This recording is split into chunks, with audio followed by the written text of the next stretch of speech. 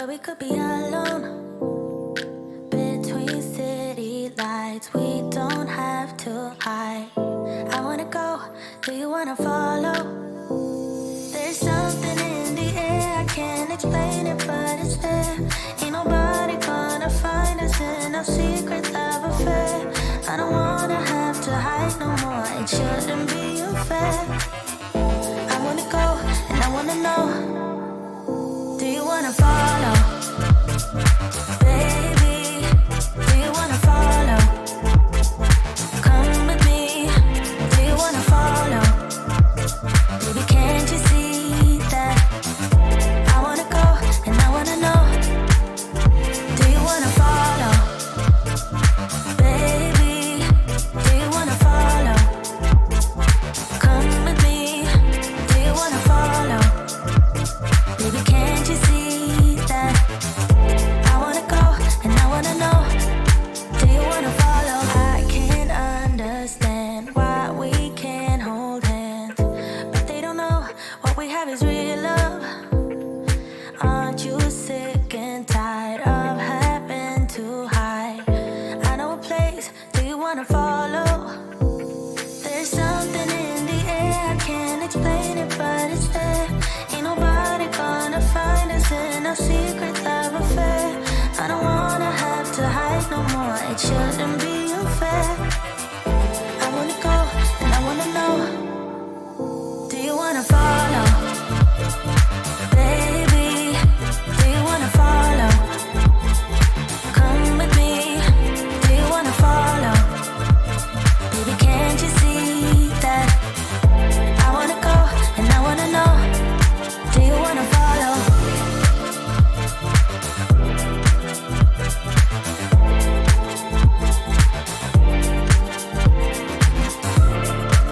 What's up, you guys?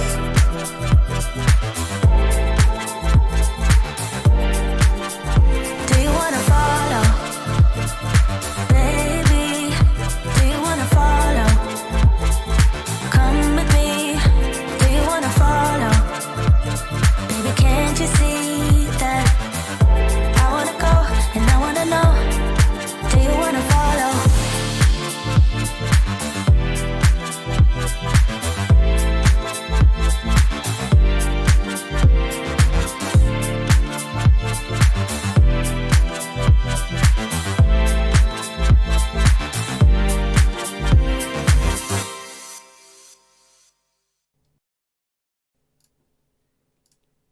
What's up, guys? I'm Joshua Bardwell, and it's time to learn something. It's time to do a Q&A.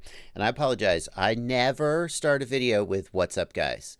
because number one, that's just a YouTube trope, and I'm not trope-tastic. And number two, I associate the phrase "What's up, guys?" with Willie FPV, and I just feel like he owns it so thoroughly that just whether you mean to or not, you're copying Will. He just owns it. What's up, guys? It just belongs to him. So my bad. We'll restart. Just restart the stream. Hold on a second. Between concrete walls. No, we're not going to do that. Hello, everybody from around the world. It is 1 p.m. Eastern time, Eastern U.S. time. It's a Sunday afternoon, and I'm streaming. I do this stream pretty much. It's been like a month and a half, maybe. I had a little break there when I had a newborn baby to raise, so you can hardly blame me. And it's time to do some Q&A. And in case you're new here, the way it works is here. Hang on a second. Boom. Here's my screen. Here's my screen. Dave Lockwood. Guess I can't go to church anymore. Thanks, Josh. I'm not even Dave. That's between you and your religious official and your religious community. I'm not even touching that one. You're here for the Church of FPV, if you will. No. Here's what I got on my screen. I've got the chat. Hello, chat. This is the YouTube chat. Everybody can just post your question in here, and I'll do my best to answer it. Obviously, the chat comes by so fast and furious, and let's be honest, I talk a lot. I'll talk for like 15 minutes on one question, so not quite that long. But so if you want to just get your question pulled out to make sure that I get to it, hit that $, throw a couple bucks at me. It'll get pulled out into the super chat, Or if you just feel like supporting me, of course, it's always welcome. There, see? Thanks. Cool Breeze FPV showing us how it's done. Thanks for being who you are, Joshua. Not really a question, but I appreciate the $2 donation, Cool Breeze. And over here on the left this is my Discord server. It is a special little privilege for people who join my Patreon page, and I'll be monitoring the Livestream chat. It's called Livestream chat, and I do monitor it for questions, but a lot of the time it's just the patrons are over there hanging out, talking to each other during the live stream, and there are no questions. So that's what I'm doing. Post your questions. I'll do my best to answer them. And we're going to start, though. I want to start with this. Have y'all seen this? We'll start with a little bit of a news of the day segment. Holy crap. DJI about becoming relevant again. Not that DJI stopped being relevant, but let's face it. When you think FPV drone racing, you don't think DJI first and foremost, right? I mean, DJI makes amazing camera drones. The Mavic, the Mavic Air, the Spark, amazing. No question. But not for FPV racing. And yet, holy crap. Look at this. Just when GoPro was kind of like, we're not going to make the session anymore. I guess the Hero 7 is what you got. Suck it. And people are like, well, are we going to be going to the Foxier box? Are we going to go to the Runcam 5? DJI is like, bam! Osmo Action. It's specifically designed, it's specifically designed to fit into the case of a GoPro. So they know what they're doing, but check this out. So one of my favorite things about this, obviously the form factor and the specs of a lot, yada, yada, yada. They're amazing. Check this out. This screws off, and they've got ND filters and other filters that screw on. That's just an official thing that they're going to be selling. You know, you're not going to have to get some funky GoPro mount or anything like that. So I'm already, you have my attention. Got a front-facing screen for those who use it for vlogging, for example. A lot of people use like a GoPro for vlogging type stuff, so you can frame it yourself more easily. You can check on your quad that, or it's just another screen to break. But as someone said, if you're worried that it's going to break, well, GoPro doesn't have a front-facing screen anyway, so who cares? So it breaks. What do you care? I mean, obviously, at the end of the day, you got to look at the footage. The footage is going to be tell the tale. Got stabilization. Interesting. I don't know whether that's a plus or minus for quads. I think is debatable. A lot of people prefer quads without stabilization, but yeah, I got a lot of potential here, and the specs on it are pretty impressive. 4K 60 at 100 megabits per second. I guess the question I gotta ask though is, does it have super view? Because that is what I always ask about. Let's go back to the head here. Hi there. That's what I always ask about other cameras like the run cams and so forth. Super view is so good for FPV. If the field of view will be really important to look at. But I'm looking forward to getting one of these and testing it out. And could this be a new, let's say, well, what could compete with the Hero? Well, if you don't want to spend $400 on a camera, you got a lot of options. But if you're looking for something pro grade, nothing competes with the GoPro Hero. It's just a fact. So it'd be nice to have somebody else in there sort of at the enthusiast to pro grade to really, anyway, awesome. Thank you, DJI. What's the price on the KMS Goshen FPV? Good question. Let me just look that up for you real quick. Price on the DJI Osmo Action. Has it even been announced? Is it like, can you buy it yet? I'm looking right now. They just announced it. $349. $349 for the Osmo Action. So compared to like $399 for a Hero 7, yeah, not bad. That's for the Hero 7 Black, of course. $350. Does not have super view, has wide view, but not as wide as GoPro Super View. Broke Mechanic, if you're thinking about super view and you're thinking about wide, I think you're missing the point. The point to me of super view is that it opens up the vertical field of view. So in case you don't already know this, the GoPro has a 4:3 image sensor, and then when it goes to 16:9 widescreen, it just crops off the top and bottom, which means there's vertical field of view that you're just not seeing. And for FPV, having that extra vertical field of view to really let you just see the ground whoosh past you, I think it's FPV, I think, is better served by a 4:3 aspect ratio. Because if you think about where are you looking when the quad's moving? I'm looking around for a quadcopter to grab. Think about how a quadcopter flies. When you pitch forward, you're looking at the top of the screen. You're not really looking left and right. And think about when a quadcopter turns. What does it do? Does it turn like this? No, not like a car that turns flat so you want to see left and right. When a quadcopter turns, it banks into the turn. So my point is that when you're flying FPV, vertical field of view is important because usually you're looking up and to the left, up and to the right. You're not usually looking to the left and to the right like that. And that's why I think super view is so important.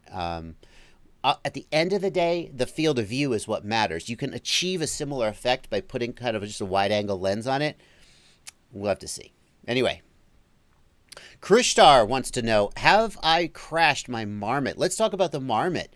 So I have recently moved 2 of my Chameleon TIs over to the Marmot, and it is the Marmot Space Grade Carbon.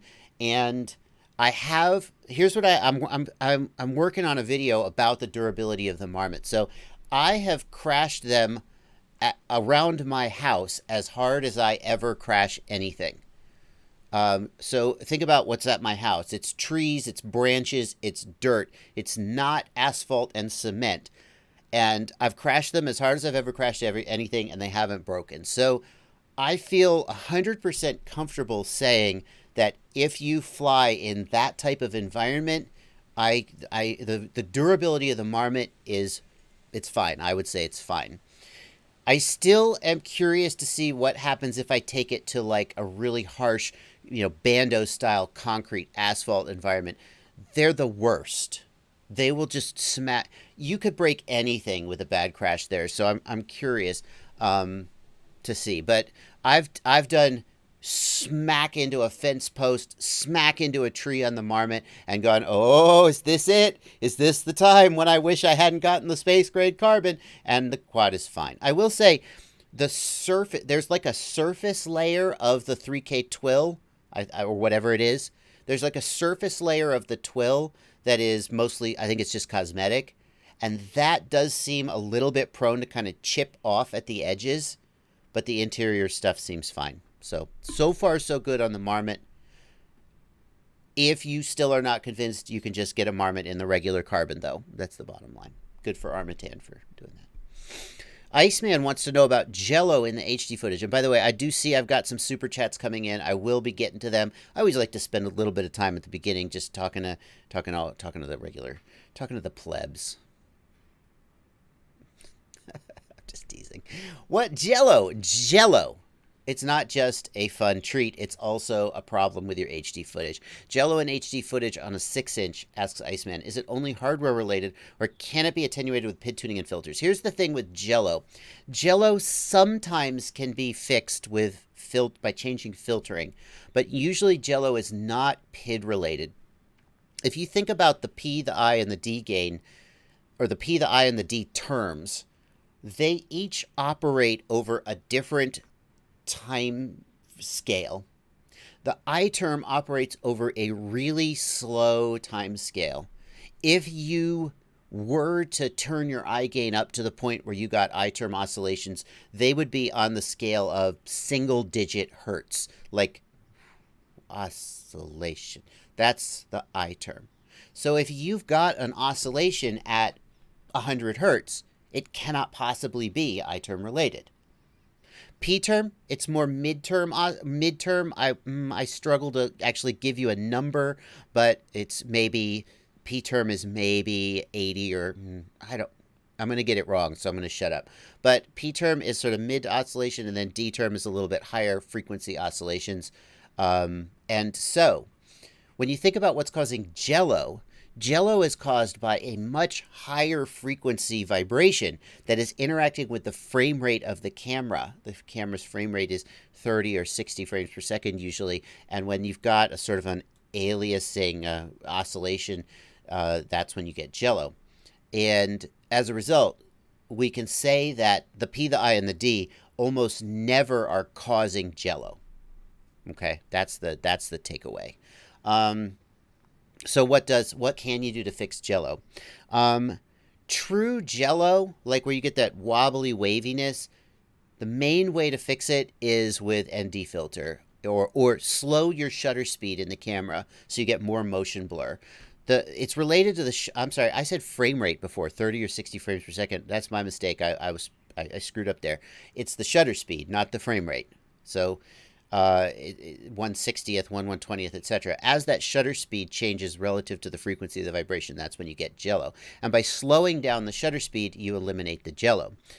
So in the Hero, you can lock the ISO to 100. In the Session, you can lock the ISO to 400. That does a little bit, but usually not enough on a very sunny day to get rid of the jello. If you there's a time when you'll cross over from jello to kind of vibrations, right? And that's a lower frequency movement.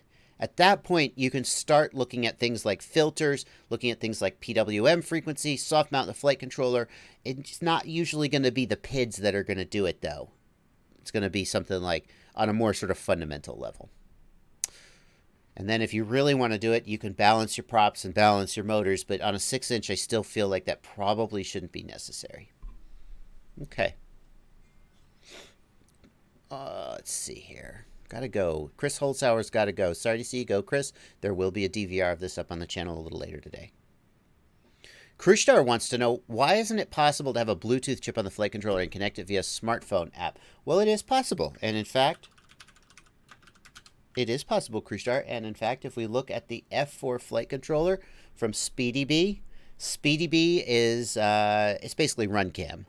And they make a flight controller with a built-in Bluetooth chip on it that you can connect with the SpeedyBee adapter. And there you go. That's the one for you, buddy. If that's what you want, that's the one for you. No, you can also just get a SpeedyBee adapter, which connects to a UART, but this one just comes, and it's freaking $25, although it is out of stock. It's $25. It makes me wonder if it's discontinued. Since is it in stock anywhere? Have they stopped making it? If it's $25 on the SpeedyBee site and it's out of stock, that's so cheap. It makes me wonder if they've just stopped making it. Here it is for $50, but I don't think you should pay $50 for it. That's too expensive. So you could just get the SpeedyBee Bluetooth adapter. Surely they still make that. That's, wow, $13. Yeah. So you can get a SpeedyBee Bluetooth adapter. This one plugs into the USB port. There's another one they make that plugs into a UART. There, it's out of stock. Well, that's not great news, but there you go. You can do it. Moonlight Engineering. I said the mini camera was dead, but I keep seeing new frames. Did I say the mini? I don't think I said the mini camera was dead. I may have said I don't see a point of it, but I don't think I proclaimed that it was. I mean, how many of them are they making? Frames are being made sized for a mini camera, but how many actual mini cameras are being made? Most of the new cameras now are micro cameras, I am pretty sure. Okay. Alrighty. Let's see. Let's get some super chats out of the way. Cool Breeze FPV wants to know, what's my opinion on the whole race flight 1 into flight 1 and now Falco. Cool Breeze, I think Falco is not first there was Race Flight, which was an open source project. Then it became Race Flight 1. I don't remember the whole history. It became Flight 1 because then it became a commercial closed source firmware. And then there was a conflict between Kalen and Preston. So one of them was Race Flight 1 and one was Flight 1. And there's a whole bunch of name changes, but the firmware is still there. Then Falco is it's the code name for the new firmware that they're working on. And apparently they're like rewriting the whole thing from scratch again. I guess they just like doing that. I don't think they're changing their company name though, Cool Breeze. Falco is just the code name for the new firmware they're working on.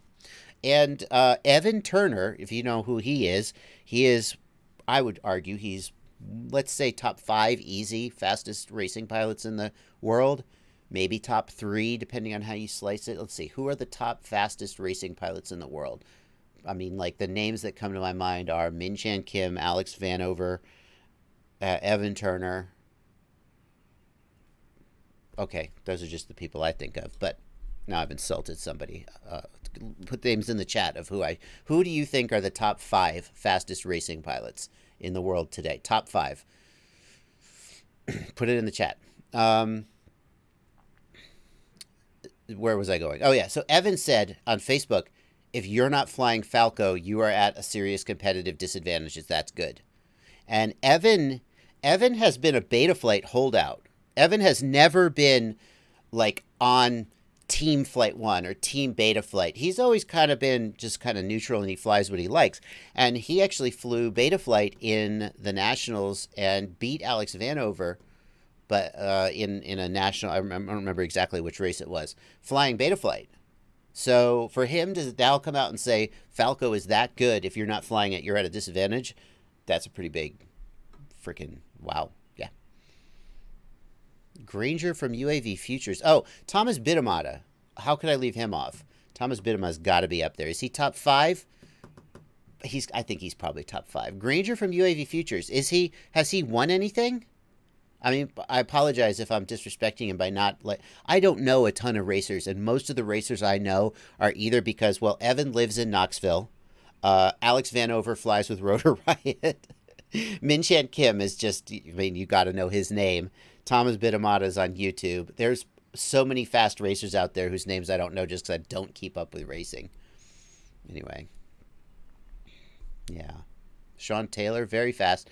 Is he still top 5, though? I mean, this may be a little controversial, but is Sean Taylor, or has the new generation of Wunderkinds sort of left that generation behind? When was the last time Sean Taylor won something major? No disrespect intended. I legitimately don't keep up with racing. All right.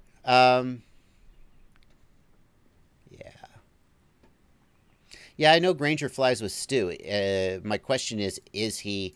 Like, has he won competitive stuff at the national or world's level, or is he just like really, really talented on UAV Futures channel? That's my question. Yep. Hater Eternal Maver, PWM frequency is only settable on BL 32, not BL S. That is correct. Nico Lorenz gives €2. Lost my drone today. Should I buy X220 HV? Nico, I would suggest you check out my review of the X220 HV. I give all my opinions there. The short version is that it's a pretty good package for the price, but it's still a wizard, which means that no matter how good it is on its best day, on its worst day, it is going to let you down. That's what I would say about that. Thrash, thanks for $2. Says, keep it up, homie. That's it. Low Sky wants to know why the kids seem to be the best racers. It's because they have fast reaction speeds. As you get older, your reaction speeds, your reflexes just slow down. That's just a fact. So they have fast reaction speeds, and they...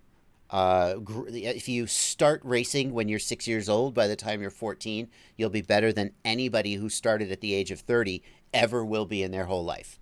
Just because your brain is more malleable. That's my opinion.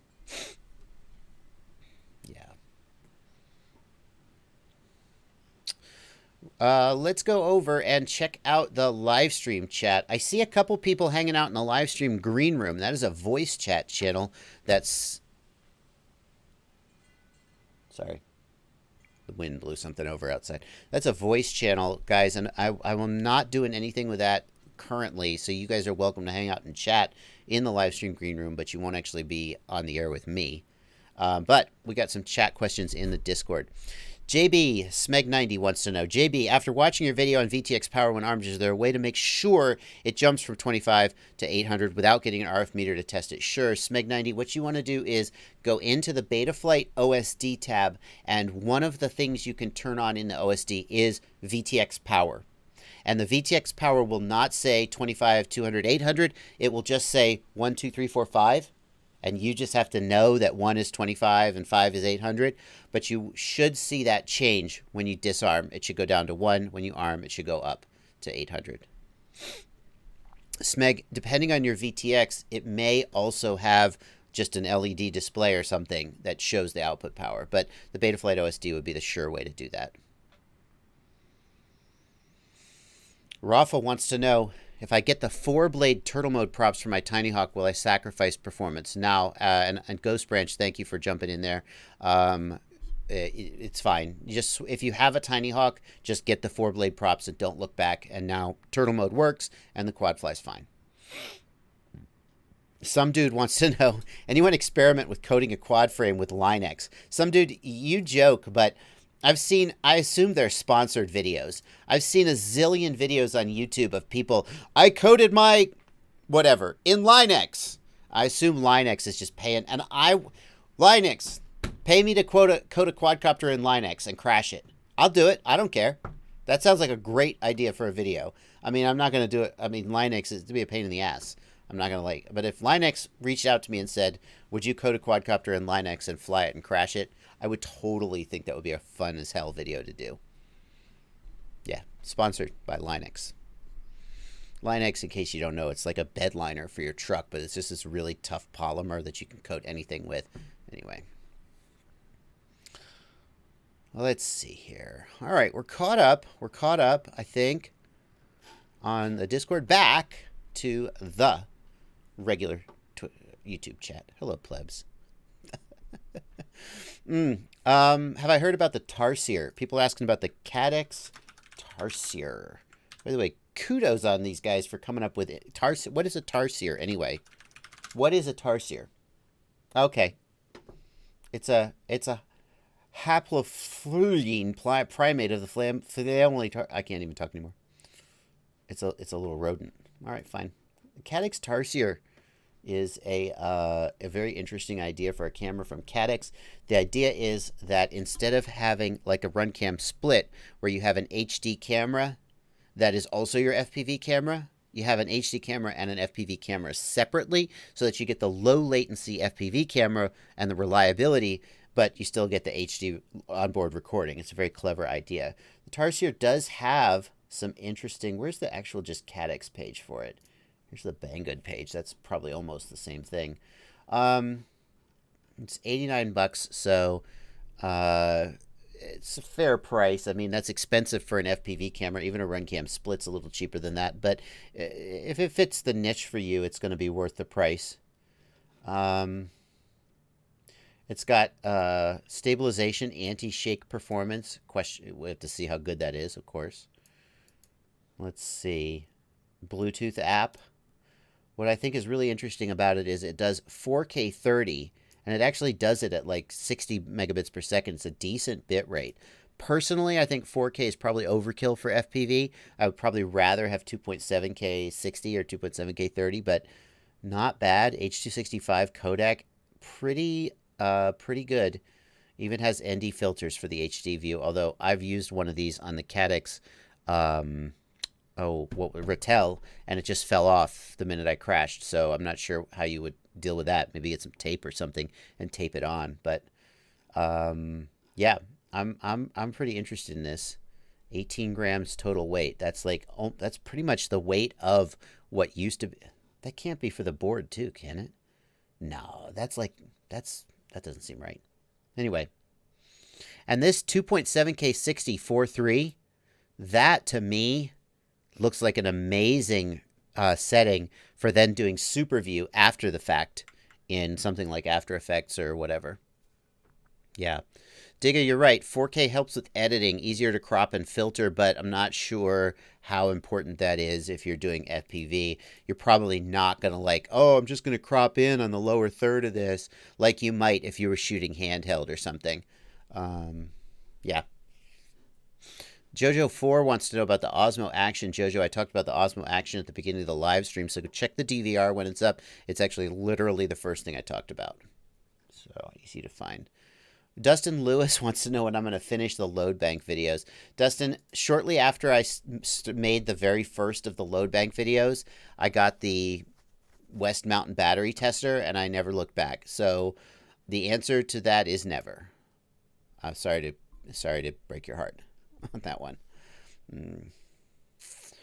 Nicola Melotto wants to know, is having two of the same antenna on diversity worth it? Yeah, Nicola, there's several reasons why having identical antennas on diversity can be useful. One is that like you see this a lot with older Wi-Fi routers before we went to the 802.11n standard. Older Wi-Fi routers would have two of the same antenna, and they would be a half a wavelength apart from each other.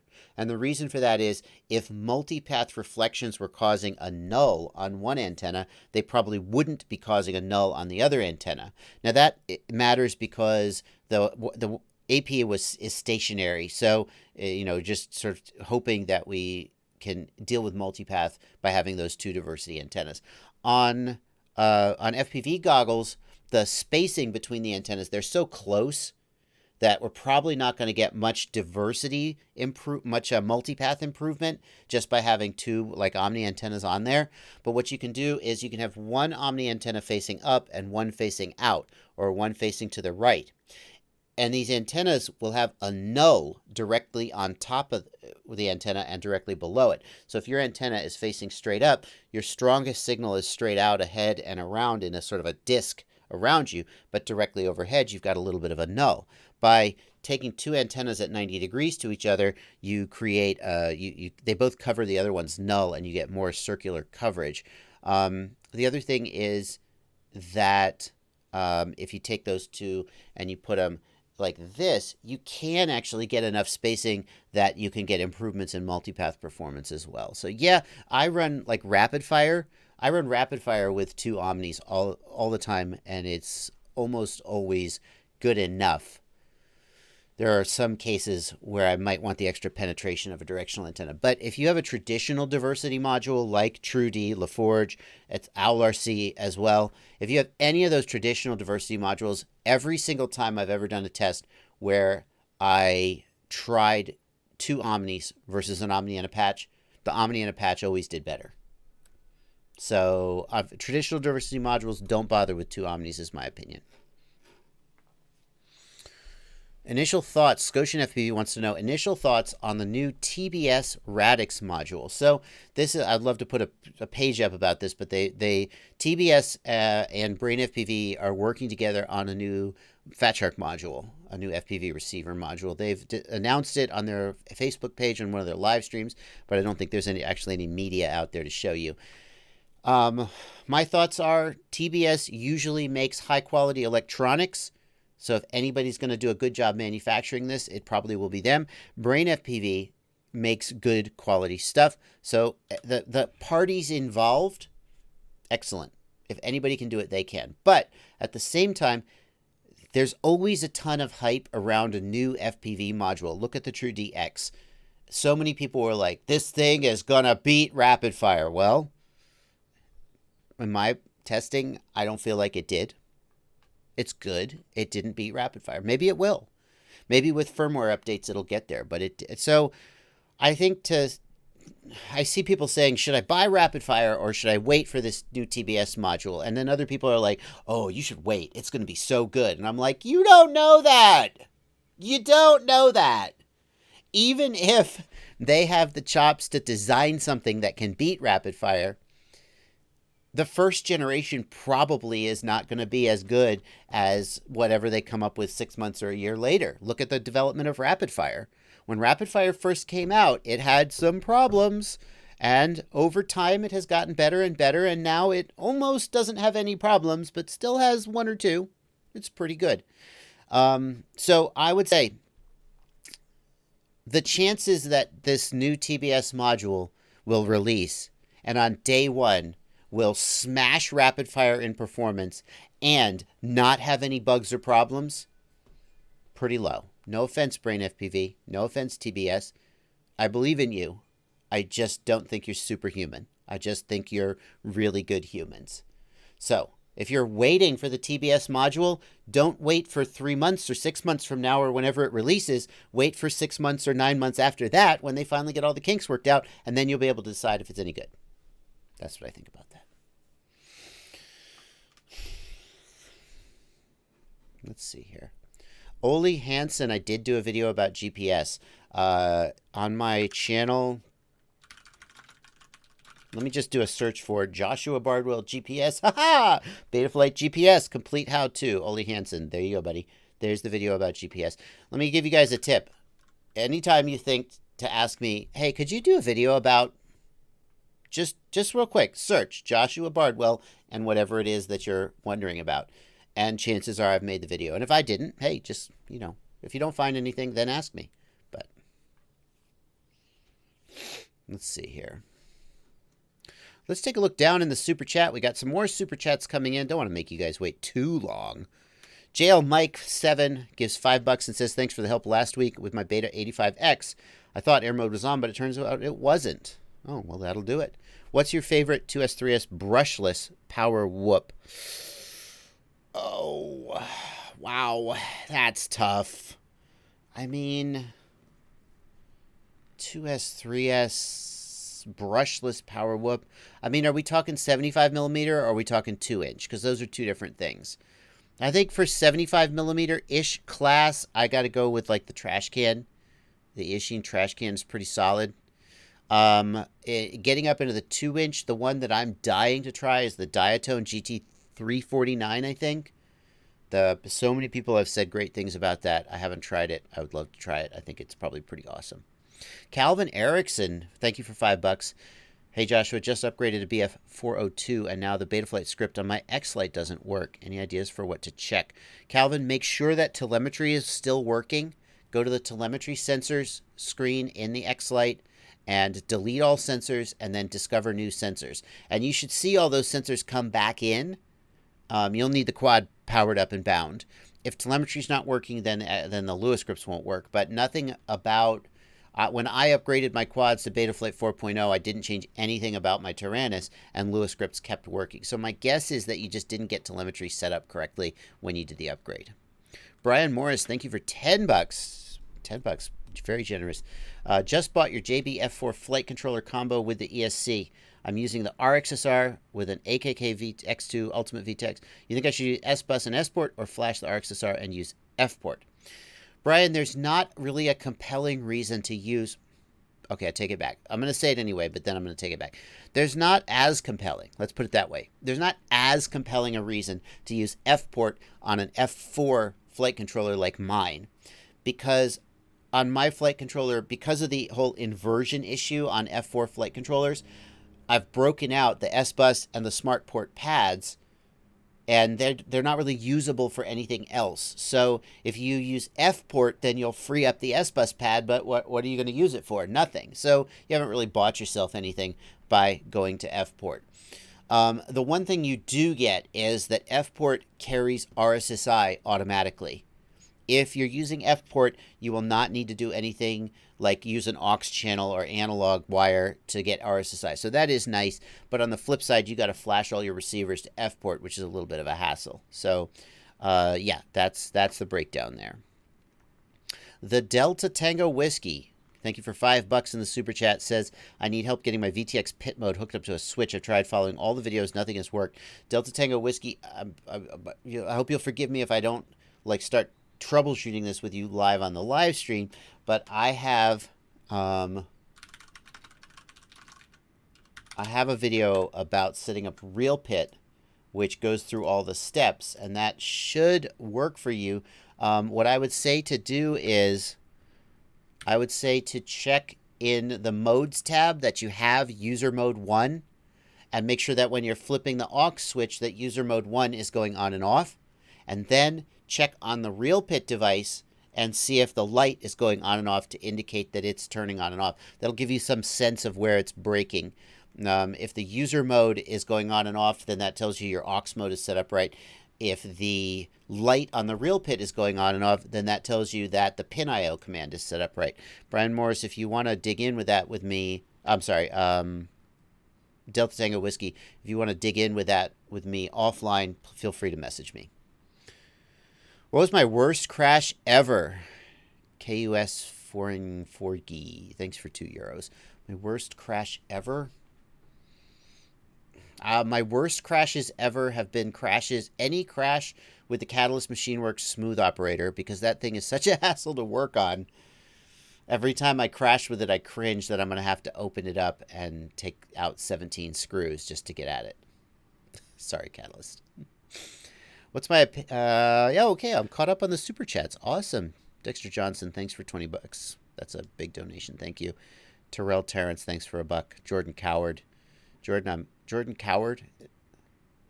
That must have been a real nightmare in high school, Jordan. Sorry about that, dude. How's the marmot treating me? Jordan, I talked about the marmot a little earlier in the live stream. So far, so good, but I haven't flown the marmot on any really harsh environments like asphalt. But in the relatively easy environment of trees and grass in my place, I haven't broken one yet. So, yeah. Back to the Discord. JB, I can't see VTX Power in OSD, just VTX channel. I assure you, Speg90, it definitely is there. Let's just look. I mean, I know it's there because Newbie Drone ships all their quads with it pre-configured. Let's just glance into Betaflight and see if we can find it, Smeg90. I'm going to go there. It's going to be right there. Maybe it'll be gone. OSD. Let's see. VTX channel. Sure. It's got to be there.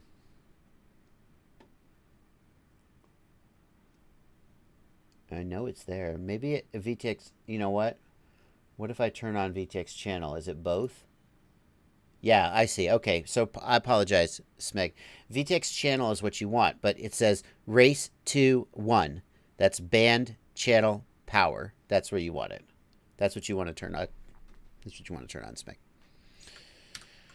Paladine wants to know what I think of the Oestrus BFF, looking for a larger frame and thinking about it with the longer 8-inch arms. Paladine, let's look at the Oestrus BFF real quick. Oestrus BFF. I already know what I'm going to tell you, though. Oestrus makes great frame designs, and they stand behind them. So already I just think, yeah, I probably like it. I mean... No, I want to see the frame. Stop that. Let me see the frame. Don't break away to some exciting flight footage. That is going to be a nightmare to... I mean, it's not the worst frame ever to build because although it's very, very tight build, I mean, at least you can take the top deck off. But holy shnikes, look how... You have basically room for a one-high stack and nothing more. So you got to really want it. You got to really want it. Can you flip the arms to the outside? I'd like it better if you let me flip the arms to the outside and give me just a little more room on the inside. But if you look at that and having to build in that tight space doesn't turn you off, it's probably a fine design. Oestrus has a great history of you know, good builds and so forth. So there you go. That's what I think of it. Mr. Bigglesworth wants to know, is it okay to parallel discharge or parallel storage charge? Yes, Mr. Bigglesworth. You can parallel charge, you can parallel discharge. Putting the batteries in parallel just turns them into one giant battery, and you can basically do whatever you want to it that you could do to a normal battery. DJ Pop wants to know, why is my quad so bumpy and shaky? I changed motors and it's not better. Let's take a look at what DJ Pop is doing here. What do you got, DJ Pop? Where's the sound?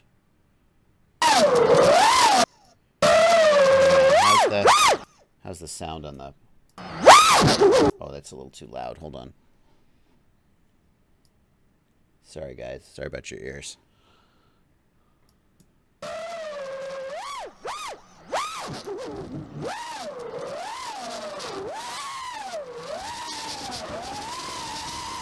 Ooh. Okay, so DJ Pop, to me, the first thing I would check here is... See, I can see the camera kind of rattling around, but I don't hear the motors rattling in time with the vibrations. It makes me wonder if your camera is loose. You can have a loose lens.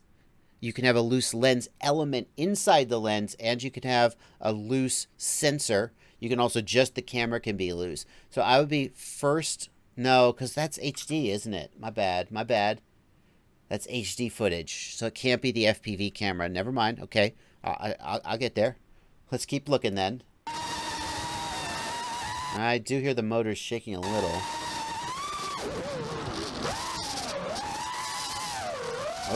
Oh, wow. Can we all take a minute to appreciate the audio from the GoPro Hero session? Everybody focuses on the image quality. The audio from every other camera is total trash.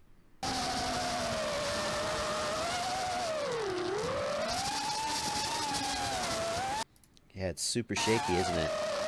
New motors didn't fix the problem. wow, it's just all over the place.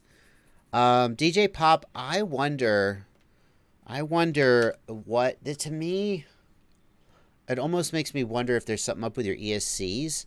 Like what PID frequency are you running? What motor protocol are you running?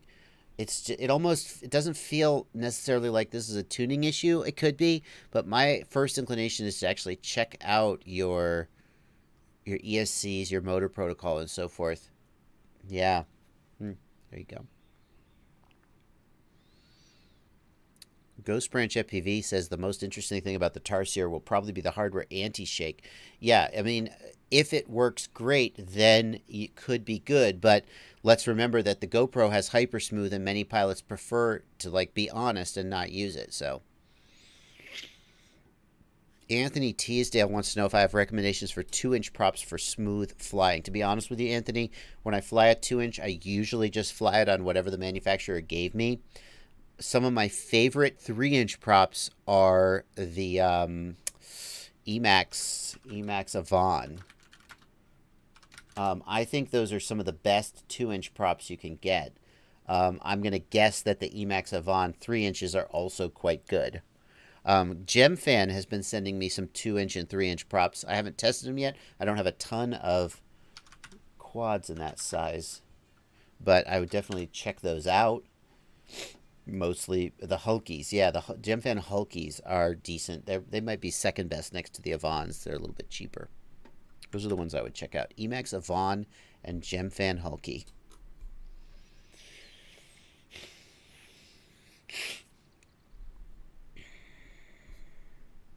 Ghost Branch FPV passes on a question from a friend.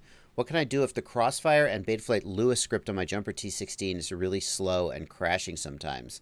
Already tried a different SD card and lower baud rate. It's really interesting, Ghost Branch, that is happening on both the Crossfire and the Betaflight Lewis script. It suggests that it's not just an issue with the module, right? Because you have two separate modules there. It suggests that it may be a problem between the jumper and the module bay. And unfortunately, all I can say is try to exchange your radio. I've used the Lewis scripts on I can't run the Betaflight Lewis script because it is bugged and it hasn't been updated to run on the T16 yet. But I've run the Crossfire Lewis script with no problems whatsoever. So it shouldn't have a problem inherently. Yeah. Let's see here. Copus 2. Craft King says, I have a Copus 2 that won't power up on battery, only USB. The Craft King, when you have a quadcopter, a flight controller that won't power up from battery, only USB, 99% of the time, that means the 5-volt regulator on the flight controller is dead. It powers on USB because USB provides 5-volt power to it so that then it can power up. But when you plug in the battery, that just doesn't have power at all. Usually that means that you're replacing the flight controller. If you want to get an external 5-volt regulator and solder it up, you can just get a cheap little, $2 Chinese 1 amp, 2 amp, 5-volt regulator and solder it to one of the 5-volt pads on the flight controller, if there is one. And then it'll just basically become a power in instead of a power out. The other thing you can do is, if you are good at surface mount soldering, perhaps you could find the broken component and replace it. But most people in your situation will just replace the flight controller and call it a loss. Let's see.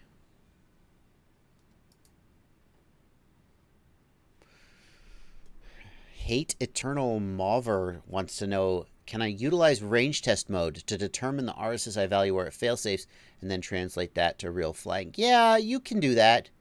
But bear in mind that RSSI by itself doesn't control when you failsafe.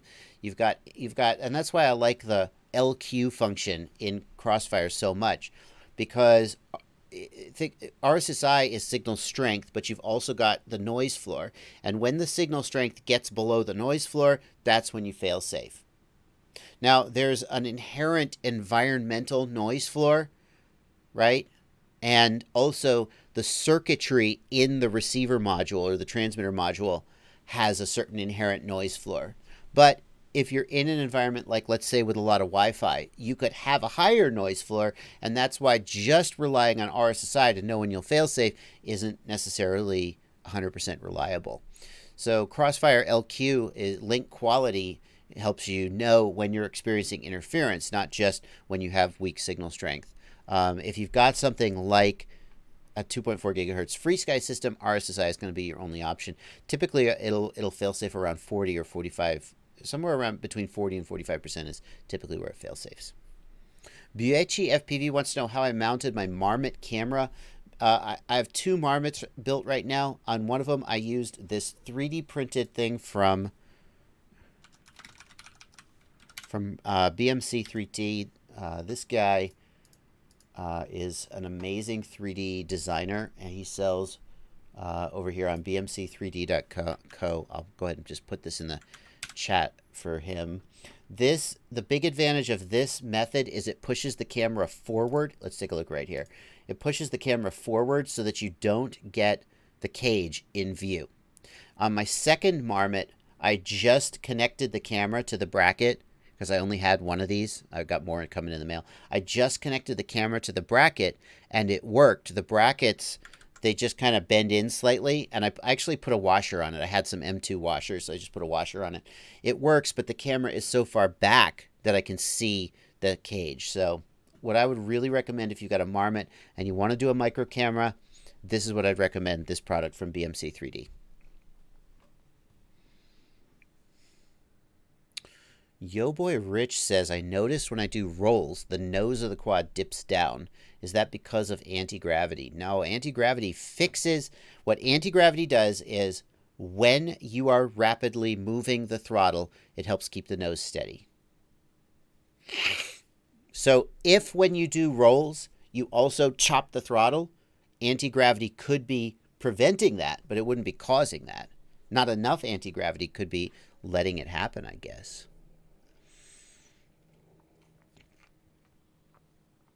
What's up, Random FPV? Thank you for being here. Random FPV, one of my moderators when he's around. Always good to have him here. Random FPV, in case you don't know who he is, he has a YouTube channel. I don't know how active you've been on YouTube lately, Chris, but he also runs Quad House, H-A-U-S, Quad House, which is a quadcopter build and repair service here in Knoxville. He's also an Armatan certified repair technician. He does Armatan repair work and build work here in the U.S. And whenever somebody reaches out to me and says, hey, Joshua, will you fix my quad? I just say, ask Chris. Do you build quads? No, but Chris does. So if you are interested in any of that, definitely check him out. He's here in the chat. Random FPV.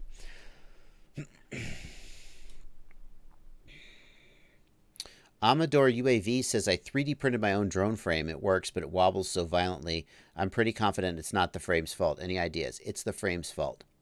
3D printed frames above, let's say, the 3-inch size class. In the 4, 5, and bigger size class, 3D printed frames, in order to get them stiff enough to not have crazy tuning issues, they have to be preposterously heavy.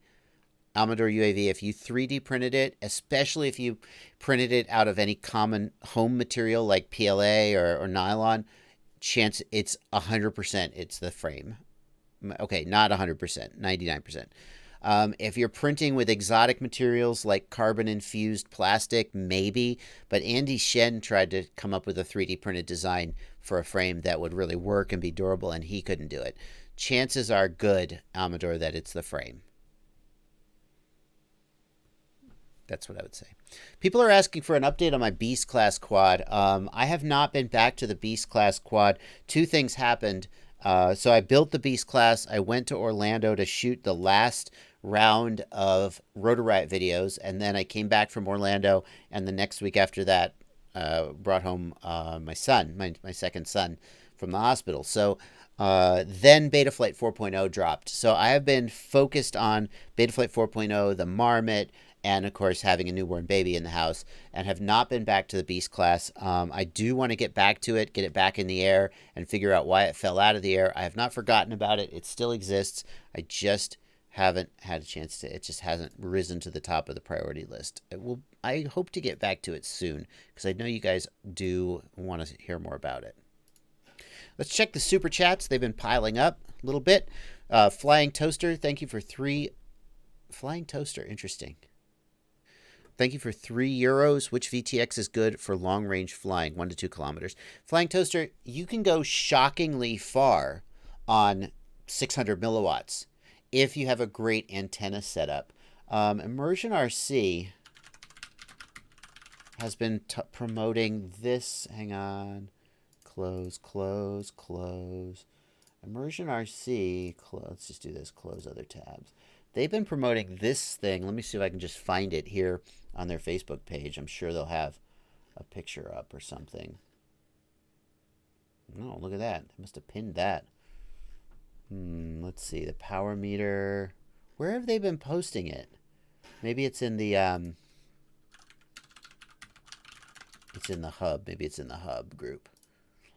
They got this new antenna set up specifically for rapid fire, although I guess you could use it anywhere.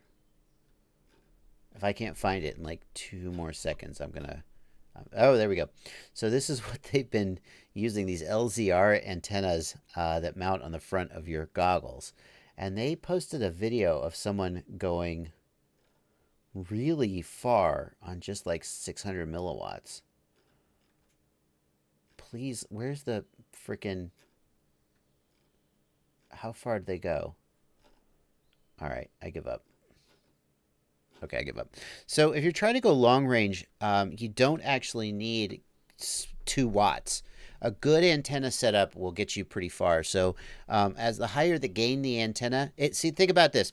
When you go from 500 milliwatts to 1 watt, you've gained 3 dB. When you go from 1 watt to 2 watts, you've gained 3 more dB. A 6 dB increase in output power doubles your range. So by going from 500 milliwatts to 2 watts, you've effectively doubled your range. But that is a 2 watt output power is insane. It's going to generate so much heat. In the US, it's not going to be legal. You're going to be limited to 1 watt. However, if you go from a 3 dB or a 5 dB omni antenna to an 11 dB or 14 dB helical antenna or patch antenna, boom, there's your 6 dB or 8 dB of gain right there. And you don't have to put this giant, expensive, hot video transmitter on your quad. So get a higher gain antenna, get a good quality antenna, and that's what I would suggest.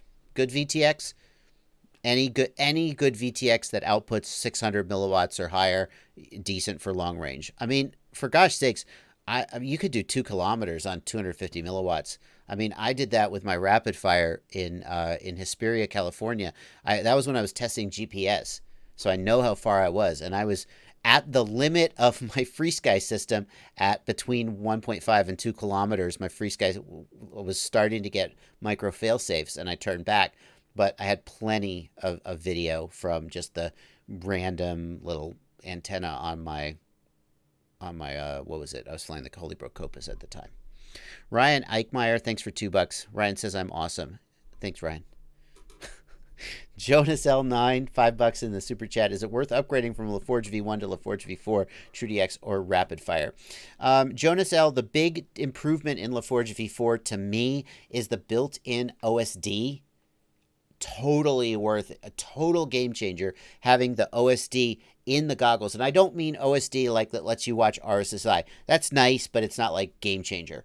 What I mean is that you don't have to take the goggles off your face to use the menu. You just reach up and you push the buttons and you see in the goggles the menus. LaForge V, if you have LaForge V1, $70 I think is what a LaForge V4 setup is now. Totally worth it to get that OSD if you're looking to upgrade. But your performance, your RF performance, I'm not sure it's going to be night and day. TrueDX versus LaForge V4, I'm not sure about that either. TrueDX on paper should win, but I haven't tested it. Rapid Fire, in my opinion, Rapid Fire has the best RF performance and the best image quality in terms of solid image with no flickers or flashes and usually no rolling image, although every so often it just kicks you in the nuts. Sorry. The thing is, rapid fire is 140, 150, maybe 160 bucks, depending on when and where you buy it. And that is a pretty big investment. So if you want the best at any cost, rapid fire. If you're looking to spend 70 bucks to get kind of the similar experience, but with an awesome OSD in goggle, LaForge V4. TrueDX, somewhere in the middle, a little cheaper, maybe a little better performance. Thanks. So, yeah, we're caught up. That's it in the super chats. Not a lot of super chats. Over in the Discord, Elevated Customs is planning to wire the smart audio to Crossfire today. Okay, yeah, so if you've got Crossfire and you're trying to figure out how to get smart audio working, you can wire your smart audio VTX to pin IO4 on your Crossfire receiver. Saves a UART in your flight controller. Some flight controllers don't have a spare UART to do it, and it's pretty cool because then you use the Crossfire Lewis script to adjust the output power, and it's actually really nice. Once you make the changes, it just happens. You don't have to like hold down menu and write and save page. So yeah, it's kind of nice. When you broke out RX and TX on your board, was that also when you removed the SD card? Yeah, Elevated Customs, I think that's right. Getting the extra TX pad on the board was the same time we went from SD card to data flash. Any good OSD boards? Elevated Custom asks. I have a few older Revolts that don't have OSD. Ugh. I mean, Elevated Customs, the one to get is the Micro Minim OSD, but what a hassle. What a hassle. I mean, it's such a hassle. They need 5-volt power, and if the 5-volt power is not rock solid, they'll either brown out or they will pop. So you got to add a capacitor. When you want to change the configuration, you got to hook it up to a FTDI adapter. Ugh. I would almost rather go without OSD than have to deal with a Micro Minim OSD again, to tell you the truth. Let's see. Mark Bismar has posted this, wants to share it with us. This is a comparison, rapid fire versus Eachine Pro 58, one little test. Let's see, what do you got? Micro axis, 90-degree axis stubby, standing, sitting. So maybe not a perfect apples to apples. What do we got? This is obviously the rapid fire on the left. Yup. Starting to break up. Still good. Yeah. Anyway, nice sync on that video, Bismarck. Totally synced up.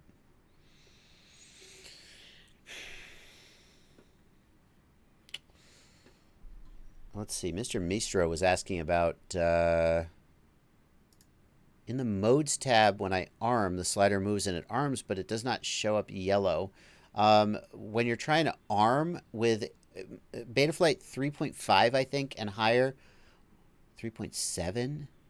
That's not a 357. Mr. Bistro, if you're trying to arm while your quadcopter is plugged into USB, it will refuse to arm. You can override that by going to the modes tab and then enable the I understand the risks, props are off option, and then it'll let you arm. Make sure your props are off.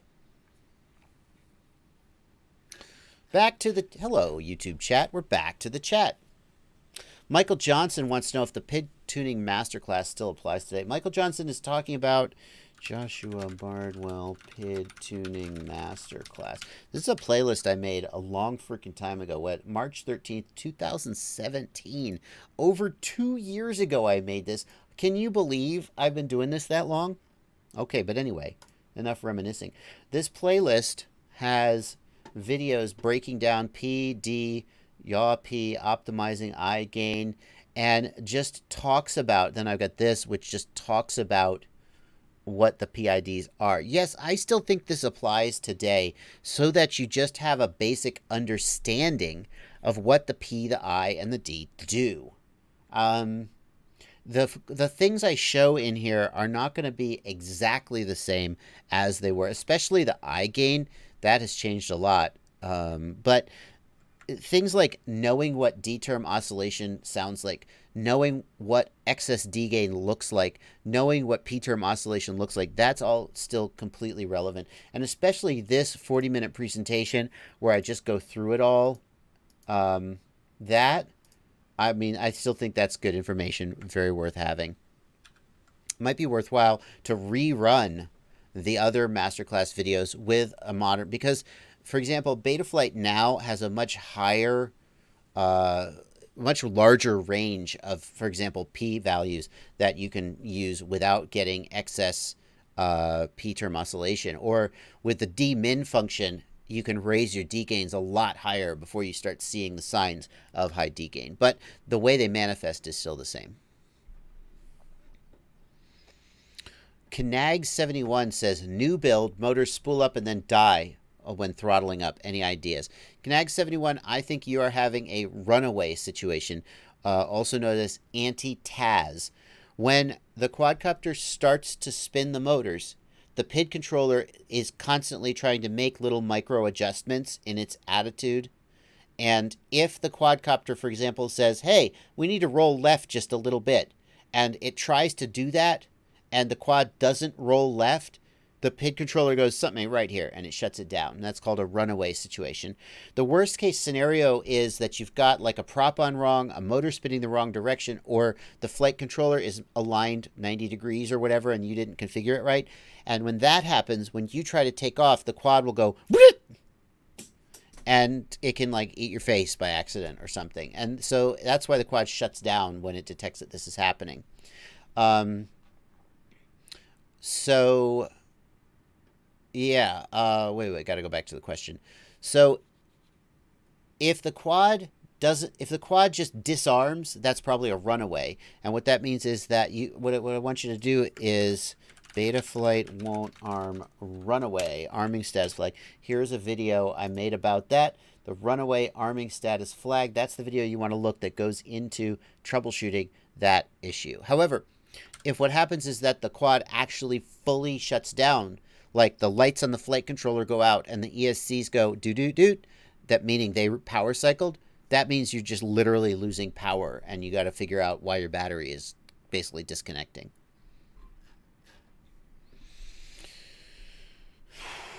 Let's see. What's my opinion on the Tarsier engine and rocket 4-in-1 ESC? Grim Reaper, Tarsier engine, there was a time when it was my favorite ESC, and there was a time when they were popping like crazy. Not just me, but other people, and I moved on. Maybe they have fixed that problem and it's wonderful now, but I lost a lot of confidence in it and didn't look back. I hate to say this as somebody with my name on an ESC, but when an ESC lets me down, what if I buy 5 of a given ESC and 3 of them pop? I'm like, okay, well, you're dead to me. And I just buy different ESCs. I just ain't got time for that nonsense. And I say that because, I mean, there have been times when we got a run of ESCs and maybe there was like a bad FET or something. And there have been people out there who say, I don't buy JB ESCs because they let me down. I totally get that. Maybe the Tarsier engine has completely redeemed itself and is wonderful. But personally, when I went through that experience, I just was like, okay, well, I'm moving on. Let's see here. How can I disable the camera on my Tiny Hawk to extend flight time? Annulator, the amount of power that the camera draws is so small compared to the amount of power that the motors use. People say, if you take your VTX from 800 milliwatts down to 200 milliwatts, will you get longer flight times? Well, yeah, technically. You're drawing less power. But the motors like draw this much power and the VTX draws like this much power. So when you take the VTX power down from this much to that much, it doesn't matter. You'll get like, a half a second longer flight time or something. Doesn't matter. So if you want to take the camera off, you will get longer flight time because you'll have removed weight. But just powering the camera down doesn't make a difference. Quad Farm. Quad Farm says, my son's quad, we get video for about 30 seconds and it grays out using a TBS Unify. Quad Farm, two things they say. Number one, does it go to static or does it go to gray or black? Static means the VTX is shut down. Gray or black means the VTX is still working, but the camera has turned off or lost connection. It is common for TBS Unifys operating at above 25 milliwatts to overheat if the quad is not spinning its props. That's normal. It's not a design defect. They're designed to operate within the airflow of the props. They're designed to be as small and light as possible, and as a result, they have poor heat dissipation. And if the props aren't running, they will often overheat. Some people mount the TBS Unify to the carbon bottom or top plate using heat transfer tape, and that helps them dissipate some of that heat, but they can still overheat. So if it goes to static, it's probably just overheating, and you just need to spin your props. If it goes to gray or black, that's an issue with the camera. There you go. Mike J wants to know about the DJI Osmo Action. Mike J, I talked about that very first thing on the live stream, so go back and check the DVR. Once the DVR publishes, of course. Mike C wants to know what might cause a TBS Unify to appear to work through Smart Audio, but then it won't change channels. Mike C, the first thing you got to do is in the Smart Audio menu, make sure that at the top of the screen you actually see, you should see, instead of dashes, you should see like your current channel and power. If you don't see that, Smart Audio is not actually working. And then what you have to do after you make the changes in the menu is you have to go to Set and hit Set and Yes. Just doing save and exit won't do it. At that point, if it refuses to change channels, probably you have not unlocked it. You need to go and do the button sequence to unlock it.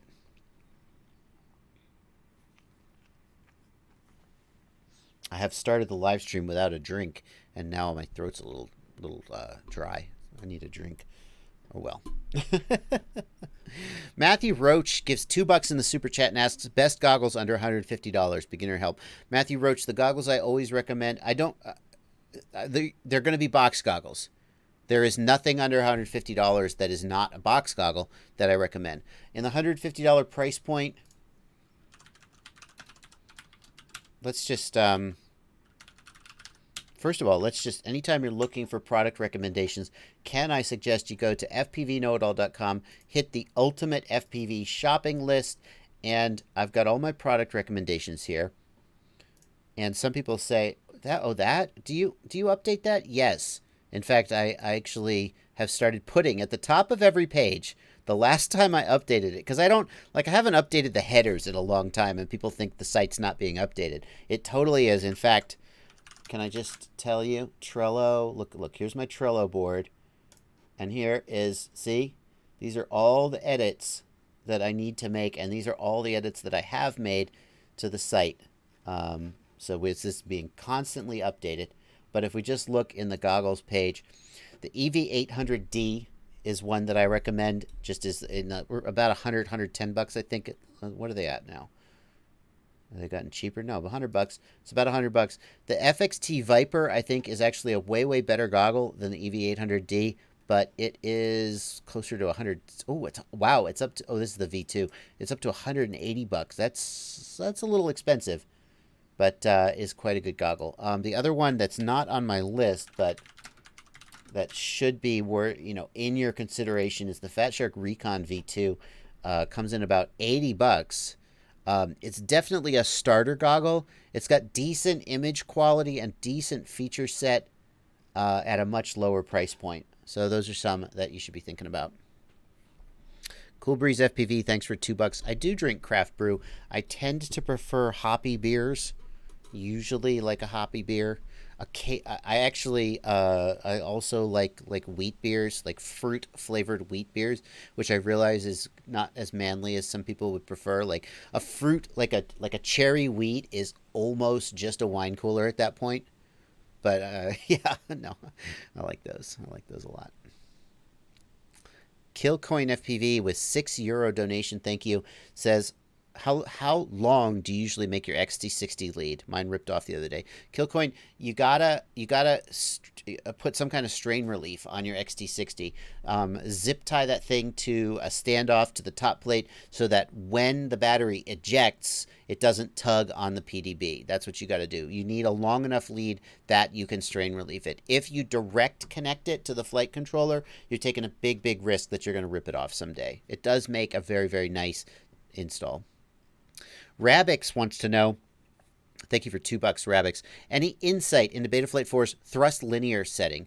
Yes, Rabix. Betaflight 4. So the first thing let's do is let's just look. Oh, sorry, haven't turned on my head cam.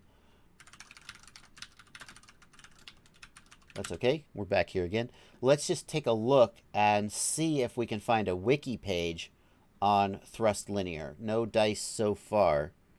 Let's try searching the wiki for. Now we're going to find lots of mentions in the code, but we don't want the result in the code. We want it in the wiki. Let's look in the wiki. No, all we can find is options for turning thrust linear off. The next place I look, this is sort of a teach a man to fish situation. I'm going to answer your question. The next place I would look is in the issues in the GitHub wiki, because this is where devs might talk about it. All we're seeing here are references to, just code dumps. Here we go. Bingo. So here is the issue, or is this a commit? For thrust linearization, and this is where you can read the devs themselves talking about this feature. And this is a little technical, and some people it's gonna be over their heads, and they're gonna be like, no, I'm lost. And that's where I come in, and I try to explain it in a way that those people can understand. But if you really want to get to the nitty gritty, go to the GitHub repo and try and look for either a wiki page or a pull request or maybe an issue that talks about the feature. So let's talk about thrust linearization. This is a genius feature developed by Marcus Grish of Silverware Community. Full credits to him. Yada, yada, yada. What they're trying to do is thrust is proportional to the square of RPM, whereas the PID controller treats thrust as proportional to RPM, or throttle. So basically what they're doing is they are increasing the PIDs at low throttle and decreasing the PIDs at high throttle to try and produce a consistent thrust output so that the PID controller can do a better job of basically achieving the effect that it wants to achieve. So if you understand what TPA is, where as throttle goes up, PIDs are reduced, this is kind of like the inverse of TPA, where when throttle is low, PIDs are boosted to try and make up for the fact that the output of the motor, the thrust, which is what the PID controller is really trying to influence.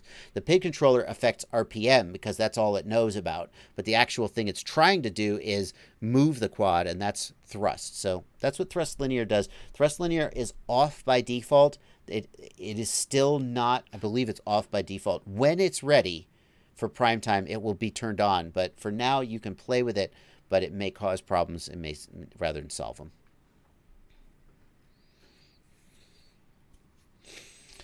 What about the Maytech? Zero FPV wants to know, what about the Maytech Hub OSD for the guy who asked for an OSD for his Revos? That's true. Good point, Zero FPV. And thank you for €5. It's been so long since I had to deal with an independent OSD that I forgot that this exists. There are freestanding OSDs. These do not use MWOSD. They are they're not as configurable as MWOSD. They're sort of self-contained. This one is, does anybody still make them? That's the question. Oh, in stock. Okay. So if you need an OSD for like a Flight 1 board, this is something to think about. I probably would just use a camera with built-in voltage monitoring, though, and just leave it. Just have voltage and that's it. MWOSD would be very full-featured, but a real hassle to set up. Thank you for that suggestion, Zero FPV. Vasco Baloo wants to know, thank you for €5, Vasco Baloo, thank you. Can acrylic coating on FCs or ASCs cause any problems like overheating? No, not really. It's basically acrylic conformal coating or silicone conformal coating is basically completely safe as long as you don't get it onto buttons plugs, ports, or like a barometer chip. As long as you don't let it get somewhere where a camera sensor where it will break something, then you're fine. Coder FPV, thanks for $10. What can cause a quad to auto yaw to the left or right when hovering? Coder PFV, not FPV. First thing you got to do is you got to go to the receiver tab and make sure your channels are centered. Centered at 1500. The number one thing that causes the quad to drift left or right is an uncentered receiver channel. Since you gave 10 whole bucks, that's a pretty big donation. If your channels are centered, the next thing is that it might be some kind of vibration issue causing the gyro to give false data. At that point, soft mount the flight controller, and at that point, if it's still doing it, you might want to think about changing out the flight controller, because it really shouldn't do that. Let's go to the Discord real quick. How are we doing? I'm just making the rounds. Discord. Let's see here. Do PIDs work slower or faster according to what flight controller you use? No. The Betaflight flight controller will basically work the same on any... The firmware and the PIDs work the same on any flight controller. But the difference is, like the gyros... A flight controller like the SP Racing F7 Ultimate or the SP Racing H7 Extreme, those flight controllers have really, really high quality gyros, filtered power supply to the gyros, sensor fusion with dual gyros. They're going to produce or the Brain FPV Radix with the Bosch gyro. They're going to produce very, very clean gyro data that may mean that, for example, you can have higher D gain without getting hot motors. But at the end of the day, the PID controller is the same and is going to work the same regardless of what flight controller you choose. Let's see here. Chamer in the Discord is trying to figure out this situation. Let's open this picture up, Chamer. What's going on here? I think we're... Oh, interesting. So we got this little stubby antenna. And the frame is designed to have the antenna stick straight out the back. Which means... that this antenna is like right here. This carbon is right next to the antenna. So that's going to affect coverage. That's going to affect range. But I bet you a lot of people would be fine with it, especially given how much more durable it's going to be. Release anyway, and they asked somebody like Rotor Riot or Oscar Liang to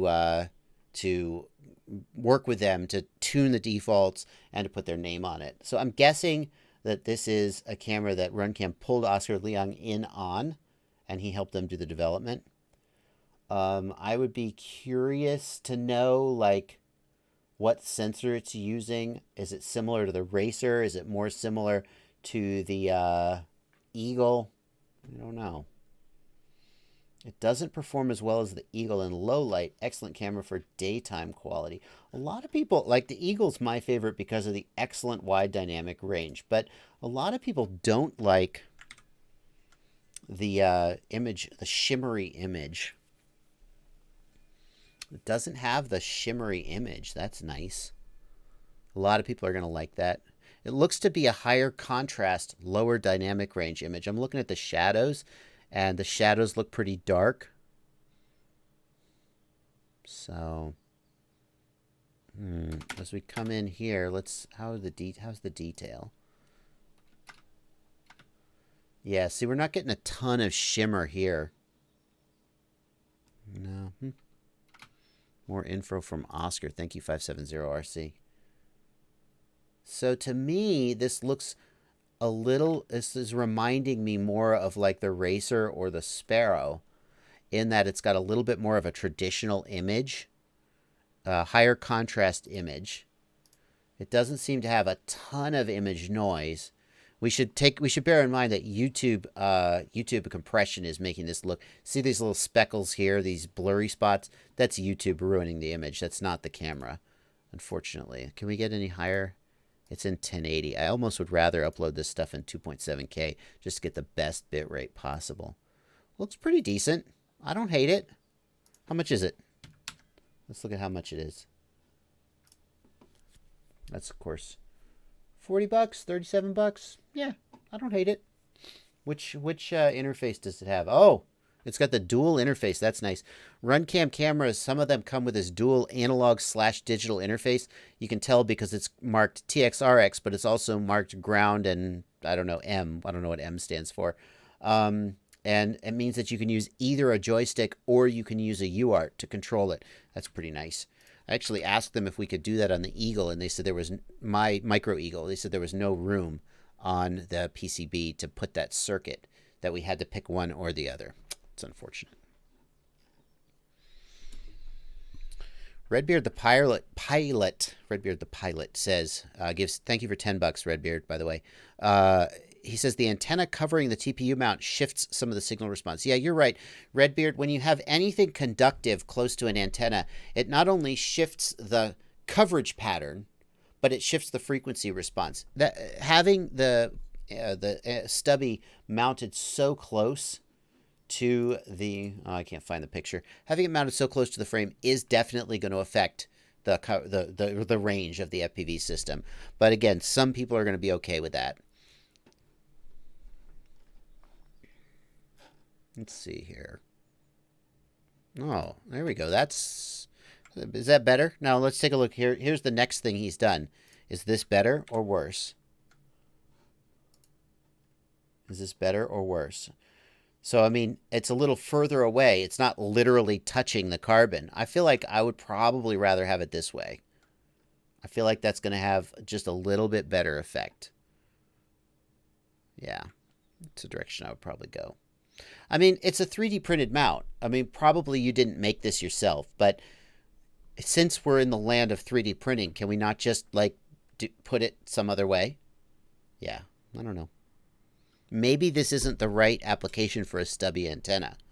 Maybe what we want is a traditional SMA connector just with a little short piece of coax coming out the back. Maybe this is the wrong antenna for this build, perhaps. Worth thinking about. Let's see here. Elevated Customs wants me to show everybody the new BLHeli32 app on Android. Sure thing. Google Play Store. Let's see here. Yeah, the BLHeli devs have been working. Let's see if I can just search for BLHeli. The BLHeli devs have been working on adding different OS support for BLHeli configurator, which is very nice. So there's the BLHeli32 app for, oh, look, I've installed it already on my phone. BLHeli32 app, if you have a USB OTG adapter, you can plug into your flight controller and configure your BLHeli32 ESCs using this app. I don't think it supports flashing, though, so it is not a full replacement. Guys, listen, everybody in the world, devs, when you take your screenshot, charge your phone. Charge your phone. That's just embarrassing. Come on. It's got to be charged up. You can't be at 20% in your screenshots. That doesn't cast a good image. I don't know. Am I wrong about that? Does anybody else, like, I look at these screenshots and I'm like, charge your phone. Doesn't matter. People look at my videos and they say, clean your pool. And I'm like, shut your mouth. It's none of your business. Maybe I should shut my mouth. By the way, my pool is clean. The pool is open for the summer. The pool is clean now. You'll be seeing it in future videos. We've been swimming in it. It's good. For those who are very, very concerned with the cleanliness of my pool. I also want to show you guys, because somebody told me that they released a Mac version as well.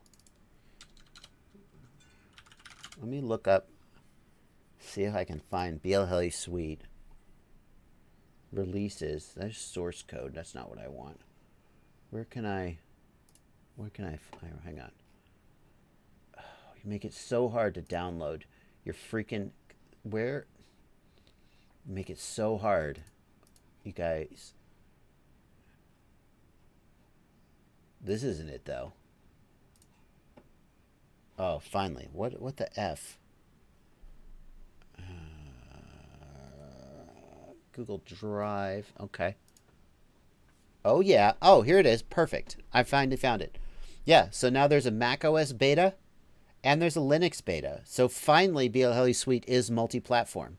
If you've been trying to run BLHeli Suite on Mac OS or Linux and you've been annoyed at having to run an emulator, no longer. You can now, I should paste that link. Here's a link in the chat. If you want to try and download that and test it out, you're welcome to do it. Power dive the pool. Who's with me? I pray that I don't end up in that pool. I'll tell you what. Let's see here. Looking at the Discord. Yeah, okay. Do people still use Clean Flight? Asks Grim Reaper. It's still out there. 570RC. Yeah, you learned something. Dark Diver says I should get a Rotor Riot pool cover. That's not a bad idea. Joseph Sutton, you're running T-Motor F60 Pro 3 motors on an Armatan Rooster. What's a good freestyle prop? Pardon me, Joseph. You didn't tell me the KV of the motors, Joseph. You gotta tell me the KV. Bill Revenaugh, thank you for $5. Can you talk about a 4.0 tune for a 3-inch running an F3? All the community presets are for F4 as I struggle with filters the most. Bill Revenaugh, I wish I could help you more on that. But to be honest with you, I don't know what they have and haven't taken out. What I would suggest, Bill, is that you look at, like, you're not going to have the dynamic filters, I'm guessing. So what I would be doing, Bill, is look at a 357 tune, and that will have static filters, and it will have all the features of 357, and then just set 4.0 up the same. I think you'll be able to take a 357 tune and apply it in 4.0, because all the new stuff they added in 4.0 isn't going to be there for you when you're running on 357. That's my guess, Bill. I hope that's worth $5 to you. Marcos Huerta, thank you for $5. Having a mid-throttle oscillations turned my hertz down to 30 from 48, and BL Heli motor started getting hot and smoked in ESC. Marcos, I really don't think that changing the PWM frequency from 48 to 30 should smoke a motor. No, definitely. I really would be surprised to learn that caused a smoked motor. If it did cause the smoked motor, that's extremely unusual. Calvin Erickson, thank you for $5 in the super chat. If my RXSR is outputting RSSI to my X-Lite, but not VFAS, is it broken? And if you followed that sentence, congratulations, you're not a beginner anymore. If your RXSR receiver is outputting signal strength, RSSI, to the X-Lite transmitter, but not VFAS, is it broken? No. Here's what's going on, Calvin. RSSI comes from the receiver. So anytime you bind an RXSR with telemetry on, the RSSI sensor will be there. But VFAS, battery voltage, comes from the flight controller. For VFAS to work, the flight controller has to be sending telemetry to the receiver. So when you see RSSI, but not VFAS, you know that the receiver is sending telemetry to the X-Lite, but the flight controller is not sending telemetry to the receiver. You want to go into the telemetry screen in the X-Lite and do Discover New Sensors. And that may cause VFAS to now appear, and then everything is fine. But if you go to the telemetry screen and you do Discover New Sensors and you don't see, sorry, I bumped the mic, you don't see VFAS, then that means that your flight controller is not sending telemetry back to the receiver. You got to get SmartPort working. Does it Sailayo? Yes, I can see your chat. And I got a half hour to go. I'm going to power through, but I apologize. My throat's getting pretty dry. Part of the reason is that I've got my window open because it's a beautiful day, and that means that some of the dust and pollen is getting in here, and it's getting me. This live stream sponsored by Nasacort.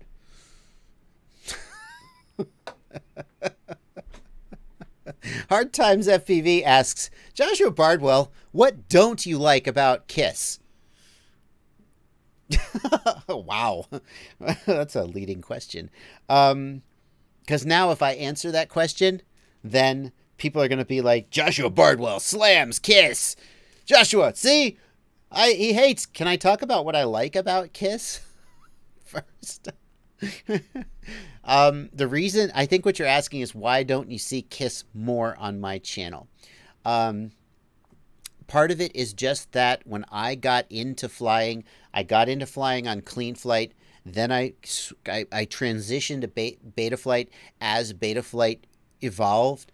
and that's just where I've always been. I grew up with Betaflight, and now I'm an expert on Betaflight, and it would be a lot of work for me to become an expert on KISS, and I don't have a lot of spare time. I just can barely keep up with the stuff that I'm already doing. KISS does not have a built-in OSD, which drives me crazy. When Betaflight flight controllers started putting built-in OSDs, I threw my FTDI adapter in the trash. I didn't literally do that, but I said never again am I having a flight controller that doesn't have a built-in OSD, and KISS has never had one. That always drives me crazy. And KISS is so expensive compared to other things, and that means it's not accessible, and not just the ESCs, not just flight controllers, but the ESCs.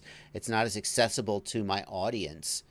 Whereas Betaflight is available at any price point, from $20 flight controllers to $70 flight controllers. All the videos I put out are equally applicable. So it's just more widely as a larger audience. I like KISS. I believe in KISS. I think that the work they do is valuable and impressive and pushing things forward. I respect so much that the KISS developers have worked with the Betaflight developers on things like the D-Shot protocol to benefit everybody and not just them. So yeah, it's me. That's my thoughts about KISS. JB Edits wants to know, what's the disadvantage to lowering the filter cutoff in Betaflight? So when you lower the cutoff frequency, you get more filtering, but also more latency. Raising more latency means worse prop wash handling, essentially. Reducing filters causes less latency and much, much better prop wash handling, but risks smoking motors. That's a trade-off. Michael Sticklaroo gives $10 and asks, thank you, Michael, by the way, for $10. It's a big donation. Do you know what happened to Helio Spring? Is anybody else working on bringing it back? If not, is there an alternative? These are amazing flight controllers. Michael, there is still someone out there posting on Facebook in the Helio Spring groups who's doing builds. As far as whether that's like a long-term strategy, if you have Helio flight controllers, I think it's hard to say. But there is at least one person out there still doing builds of Helio Spring and still developing the IMUF firmware. What happened to them? I think the short version of what happened to them is that they settled with Flight One. They settled their lawsuit, and around the time that the settlement was announced, the primary developers, Tim Sweet and Kalen Dorr, basically, in the 2 months before the settlement was announced, they essentially completely disappeared off the face of the earth, just stopped responding to messages, even from their own dealers. And then they announced that the source code for the IMUF was going to be open sourced, and they released it to the public. And then they essentially just seem to have just decided they're not doing this anymore. I don't blame them. It was a bit of a shit show. Somewhat of their own making, to be fair. As far as I know, the question I have is who's producing. If for Helio to not be dead, we need two things. One, we need someone to continue developing the firmware, and it seems like some people are doing that. At least one guy is doing that. The other thing we need is someone to manufacture hardware, and I don't know. Does anybody know anybody who is actually developing and releasing Helio compatible flight controllers? I don't know about that. I don't know of anyone. Steve Mann points out that the Jumper T16 owned by Bruce Simpson, RC Model Reviews, has died. I'm not sure whether that's more of a commentary on the T16 or a commentary on Bruce. It seems like he has terrible, terrible luck with hardware. He's got the reviewer's curse, as he calls it. So mine's still running. It is, I mean, it's 160, let's face it, you're not getting Futaba or Spectrum quality in terms of hardware design, and, I mean, it's not bad, but if 1 in 100 were to just die randomly, I'd be like, yeah, no, that's, so buy it from a vendor who will have your back if and when it stuffs up. That's what I would say. K-Lol Z wants to know, KLOLZ wants to know what my thought of the Access firmware that FreeSky has released. I'm looking forward to getting some of these Access compatible transmitters, like the X-Lite Pro, FreeSky X-Lite Pro, coming soon. Andy RC's already got a review up. FreeSky likes Andy. They send him stuff early. Here's the X-Lite Pro. It's a new version of the X-Lite that supports the Access protocol. Here's the question I have, though. Does it support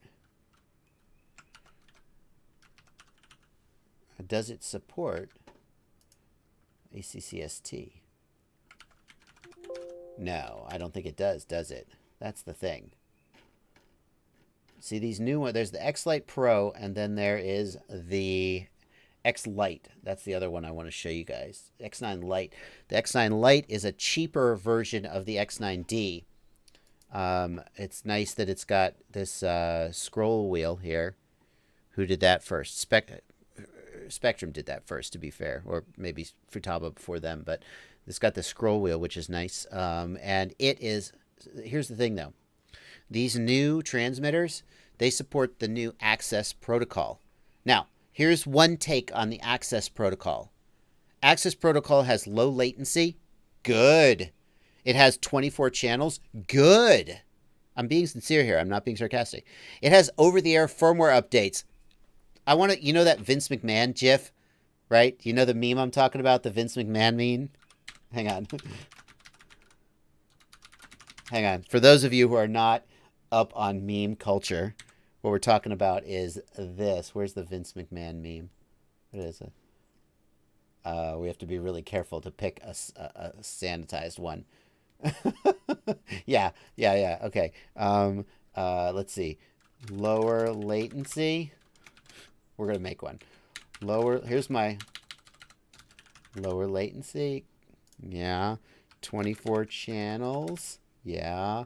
OTA firmware updates. What's to be the fourth one? The OTA firmware updates should really be the fourth one. What's the third thing we should put in now? I don't know.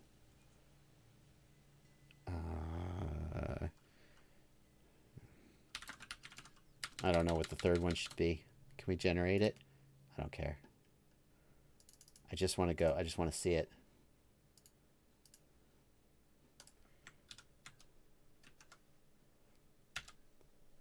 Can I see it? Where is it?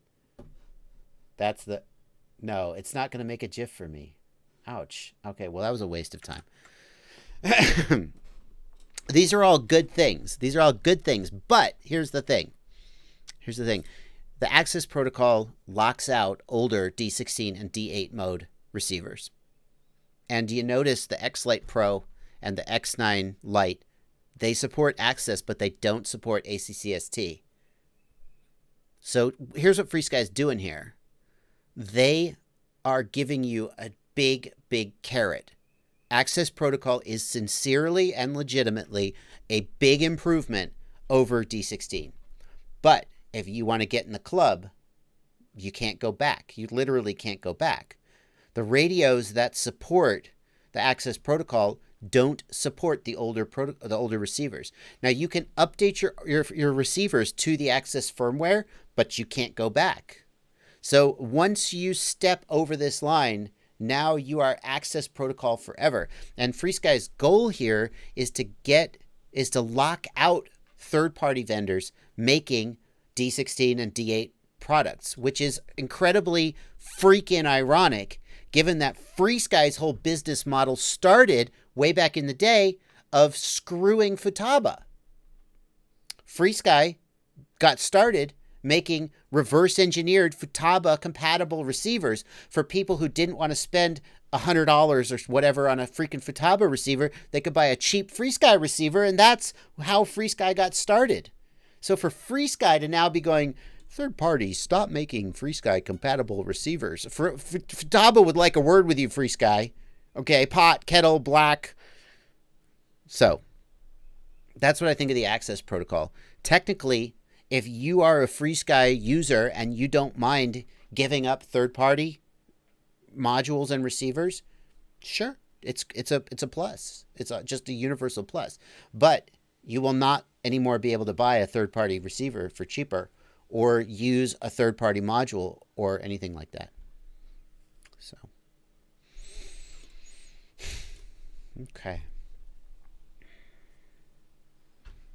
Let's see here. Cool Breeze FPV, thanks for $2. Beer and filters. Pool filters for allergy. No. This is what we got to do. This is the stuff. How far does an Immortal T, Chamer asks, how far does an Immortal T receiver antenna need to be mounted away from carbon? Chamer, a few centimeters is good. A few inches is better. But here's the reality.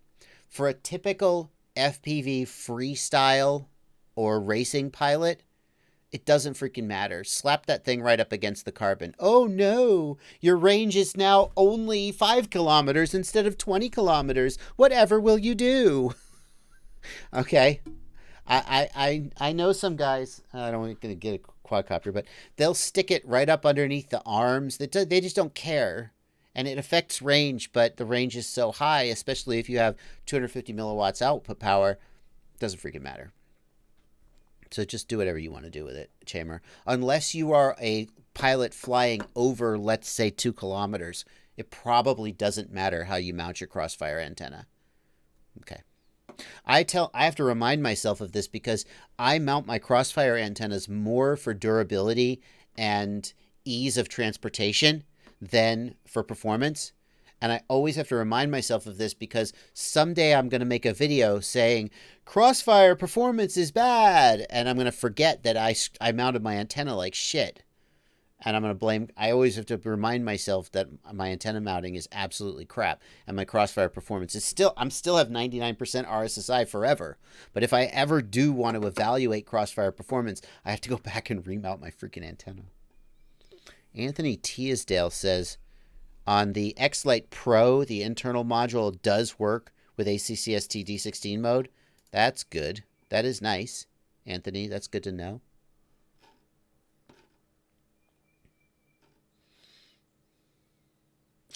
Ooh, the Mode 2 Flux. Wow. I appreciate you letting... So, Mode 2 Flux? What? I asked if anybody knew of anybody making a Helio flight controller. This is the Flux flight controller from Mode 2. And I'm being told on the Discord that this is a Helio spring. And it is still for sale. Was it sold on Rotor Riot too? Wow, that'd be a little bit embarrassing. Wow, it's still in stock on Rotor Riot. So there you go. Someone is still making, or at least has not yet run out of stock of a Helio compatible flight controller. So Helio maybe not quite dead yet. XX Enrico P asks, I just got a secondhand quad. How do I check if I can use 4S on it? Well, the first thing I would do is I would look at the kV of the motors. If the motors are 2300 kV, it's probably, or higher. If the motors are between, let's say, 2300 and 2600 kV, it was probably designed for 4S. It's possible it was for 3S. The short version, I would say plug it in, and if it pops, then it wasn't good for 4S, and you probably didn't want it anyway. Then put a new ESC on it. Yeah, I would look at the kV of the motors.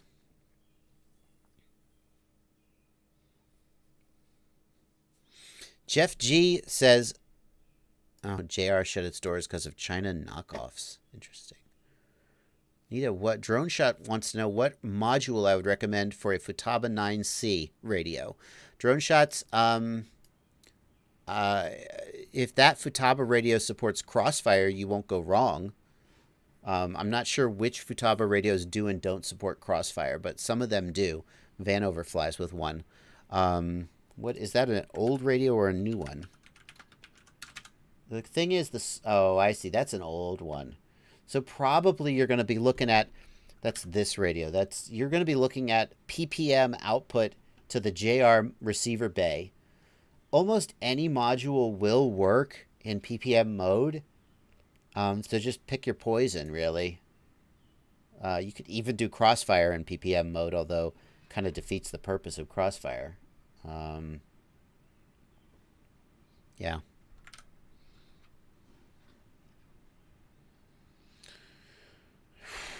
Newbie Gone Wild wants to know, what are you asking? How is that possible? He asks. Newbie Gone Wild, what are you asking?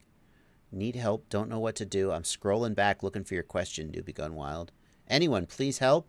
Okay, I'm dying to know. Who can help? Oh, I found the question. I'm getting mid-throttle oscillations. It flew well before I had to reinstall Betaflight on my PC and connect my quad to it. So Newbie Gone Wild, if you change the Betaflight version on your computer, but you didn't explicitly flash the flight controller, nothing about your flight controller has changed. It's just, you're just imagining. I mean, I'm not saying you're imagining the mid-throttle oscillations, but simply updating the version of Betaflight on your PC will not change anything about your flight controller. If you plug it in, nothing has changed until you change it and save it. As far as mid-throttle oscillations go, the first place I suggest you start is change your motor PWM frequency in BLHeli32. If you don't have BLHeli32, then you can watch my mid-throttle oscillation troubleshooting videos, which are up on my channel, and there's just so many things you can try without really fixing anything. It's a real crapshoot. That's what I would say. Some people are saying, asking questions about the Nirvana, the FlySky and Underground FPV Nirvana. Should I buy it? I have to say, with regard to the Nirvana, if you love the radio, I've heard some stories from people who have been trying to buy it and have been having trouble getting, it hasn't shipped, or they're having trouble getting status updates from Underground FPV. I think Underground FPV is not the best at answering customer service emails and getting shipping info out to customers. And some people are frustrated enough about that to cancel their order. If you do get the radio, I mean, Stingy uses it as his daily driver, so it is a good radio. If you like the ergonomics. I don't think Underground FPV intentionally scams anybody. They just are not great at actually communicating with their customers, I guess, is the most charitable thing I could say. Yeah, that's what I would say. Yeah, 570RC says, didn't Underground FPV have a house fire or something not long ago? That is true. So I asked Warwick recently. I said, Warwick, I'm hearing every time I post about Underground FPV, people show up in the, there's 15 people in the chat saying, screw them, they don't answer my emails. What's going on? And he said, well, I mean, we had a house fire. Everybody, I don't know what the status is of the house and the fire, but they did have a house fire. But the thing is, I've been hearing that for months now. So I don't think the house fire is the full explanation. So if you do get the radio, if you manage to get it, I think a lot of people are loving it. I don't know anything else about the fire. That's really personal information, what caused it or what happened. So Bull Pride in the Discord says, less than 10 flights with a Mach 3 on a Marmot. I'm getting less than 50 feet before gray snow. Lollipop MMCX direct to the VTX. Is the VTX toast? Is this normal? That is not normal. You should get way more than 50 feet of range. Like I said, Bull Pride on a Holybro Copus with the built-in video transmitter on, I think it was at max power, so probably 600 or 800 milliwatts. I got 2 kilometers with no special antenna or anything. So 50 feet is not normal at all. I try a different antenna, check the VTX connector, check the VTX.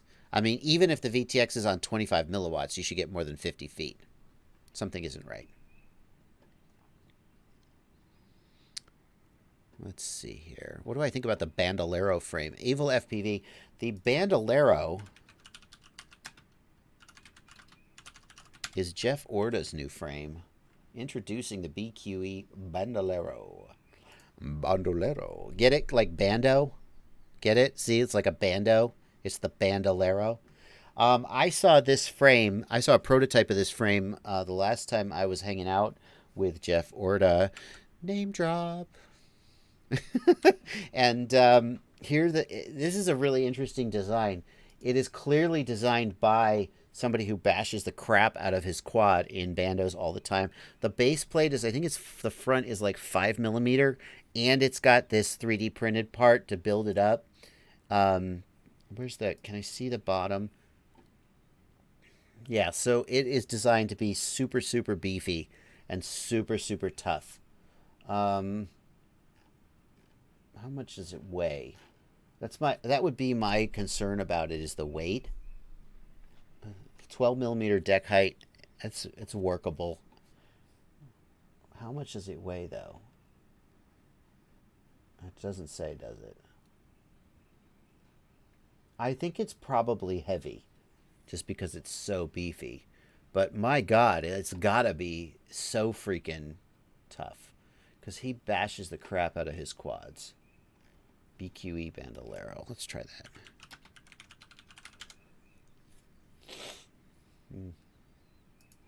Can we find it? No, no, no. Can we find it actually? Nope.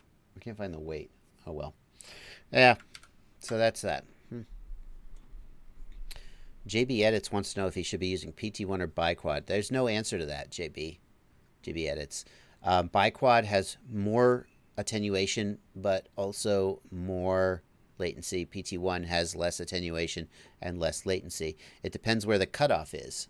So I would start by using the defaults, and then the thing is, when you change from biquad to PT1, it cuts harder, but then sometimes you'll change from biquad cuts harder, but sometimes you'll change from biquad to PT1, and PT1 does not cut as hard, but then you'll move the cutoff frequency down, so you get, anyway. It's hard to judge that without actually assessing the attenuation and the latency at the frequency of interest. So a tool like Mark Spat's UAV Tech's filter attenuation and latency calculator is great for doing that, but you can't just be like say, biquad's better. It's too complicated a question to answer.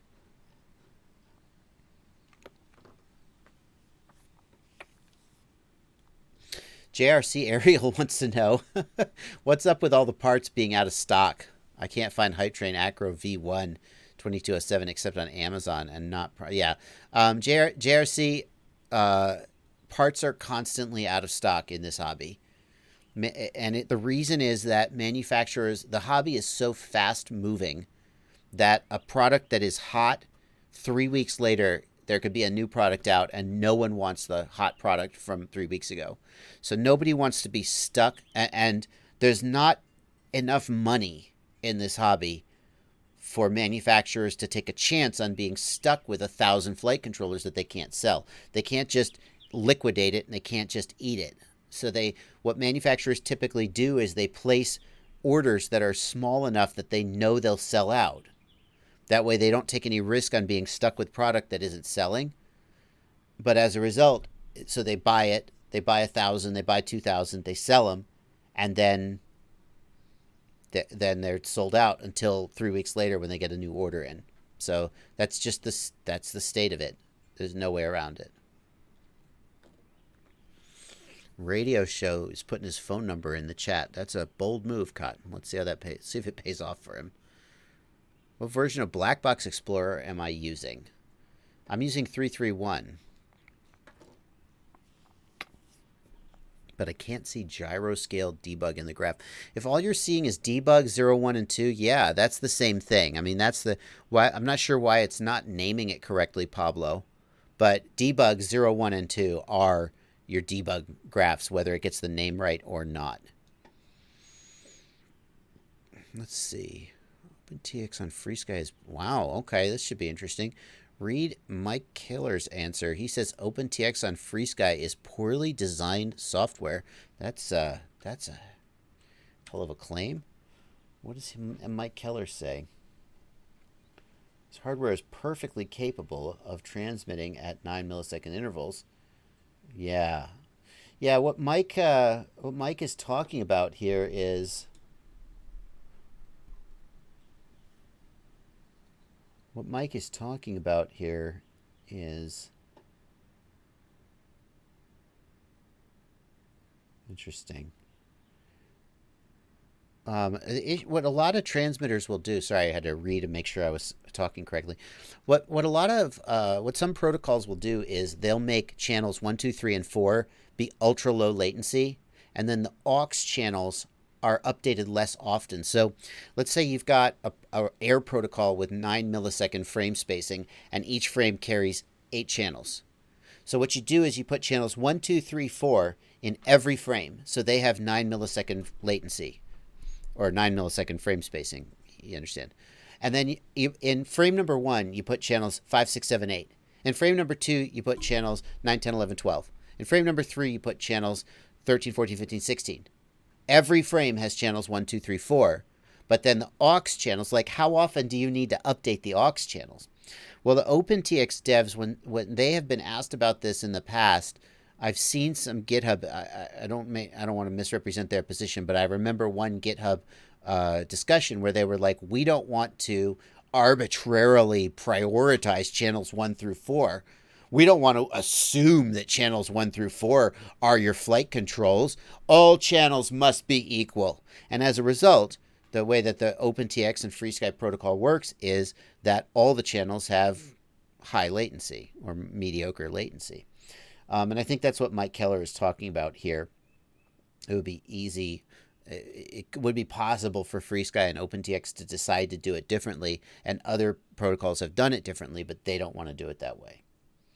It looks like Mike Keller has his own build of OpenTX, which fixes this. Wow. For real? That's fascinating. Well, I'm going to download that and check it out. Wow. Okay.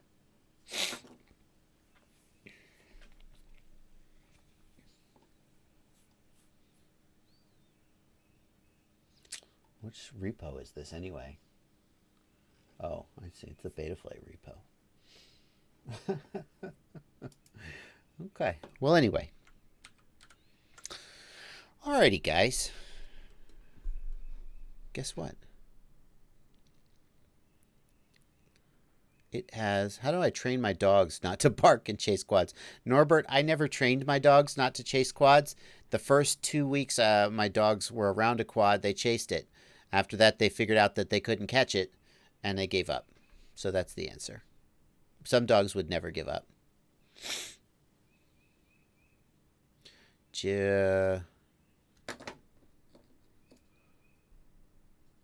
Let's see.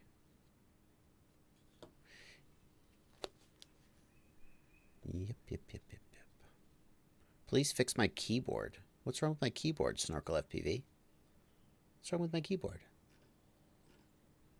Anyway. Alrighty. Let's see.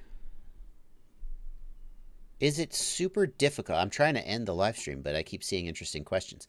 Is it super difficult to get TBS Crossfire installed and up and running with the QX7?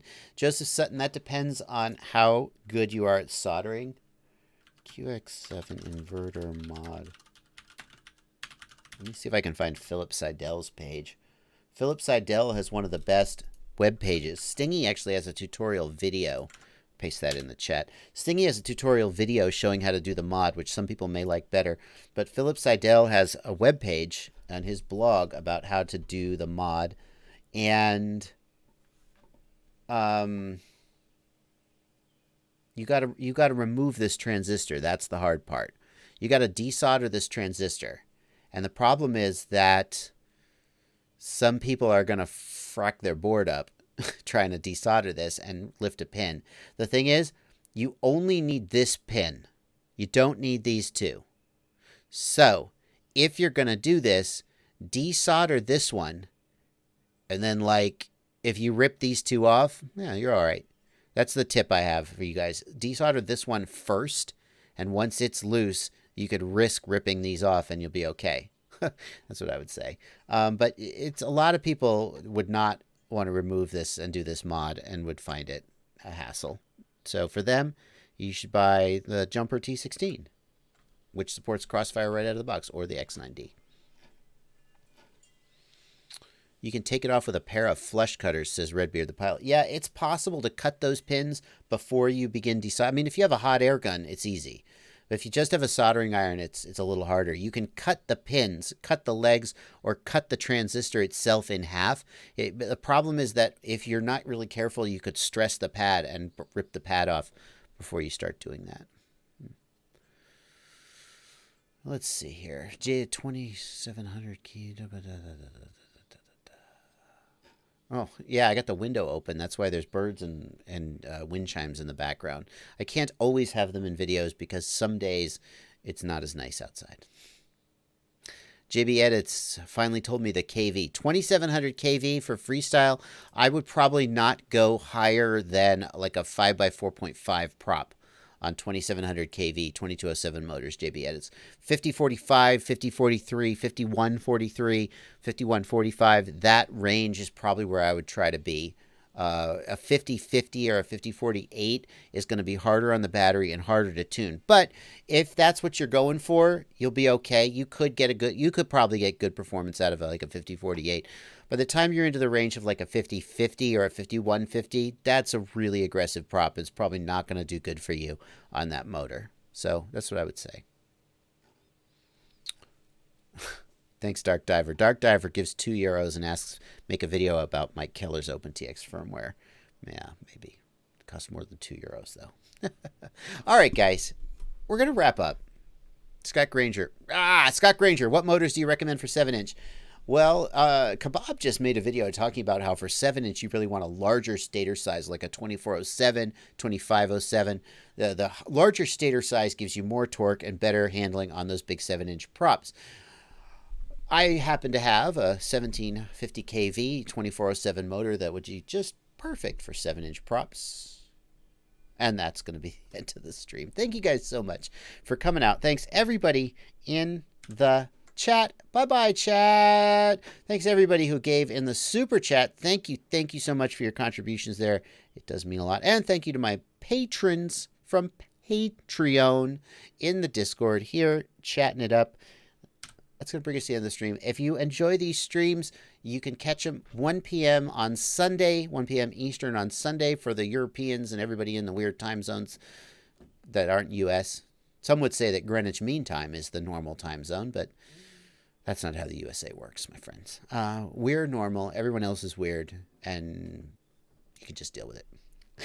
I'll be back tomorrow at 8 p.m. to 10 p.m. doing another one. That's going to bring it to the end of this one. Thank you guys so much.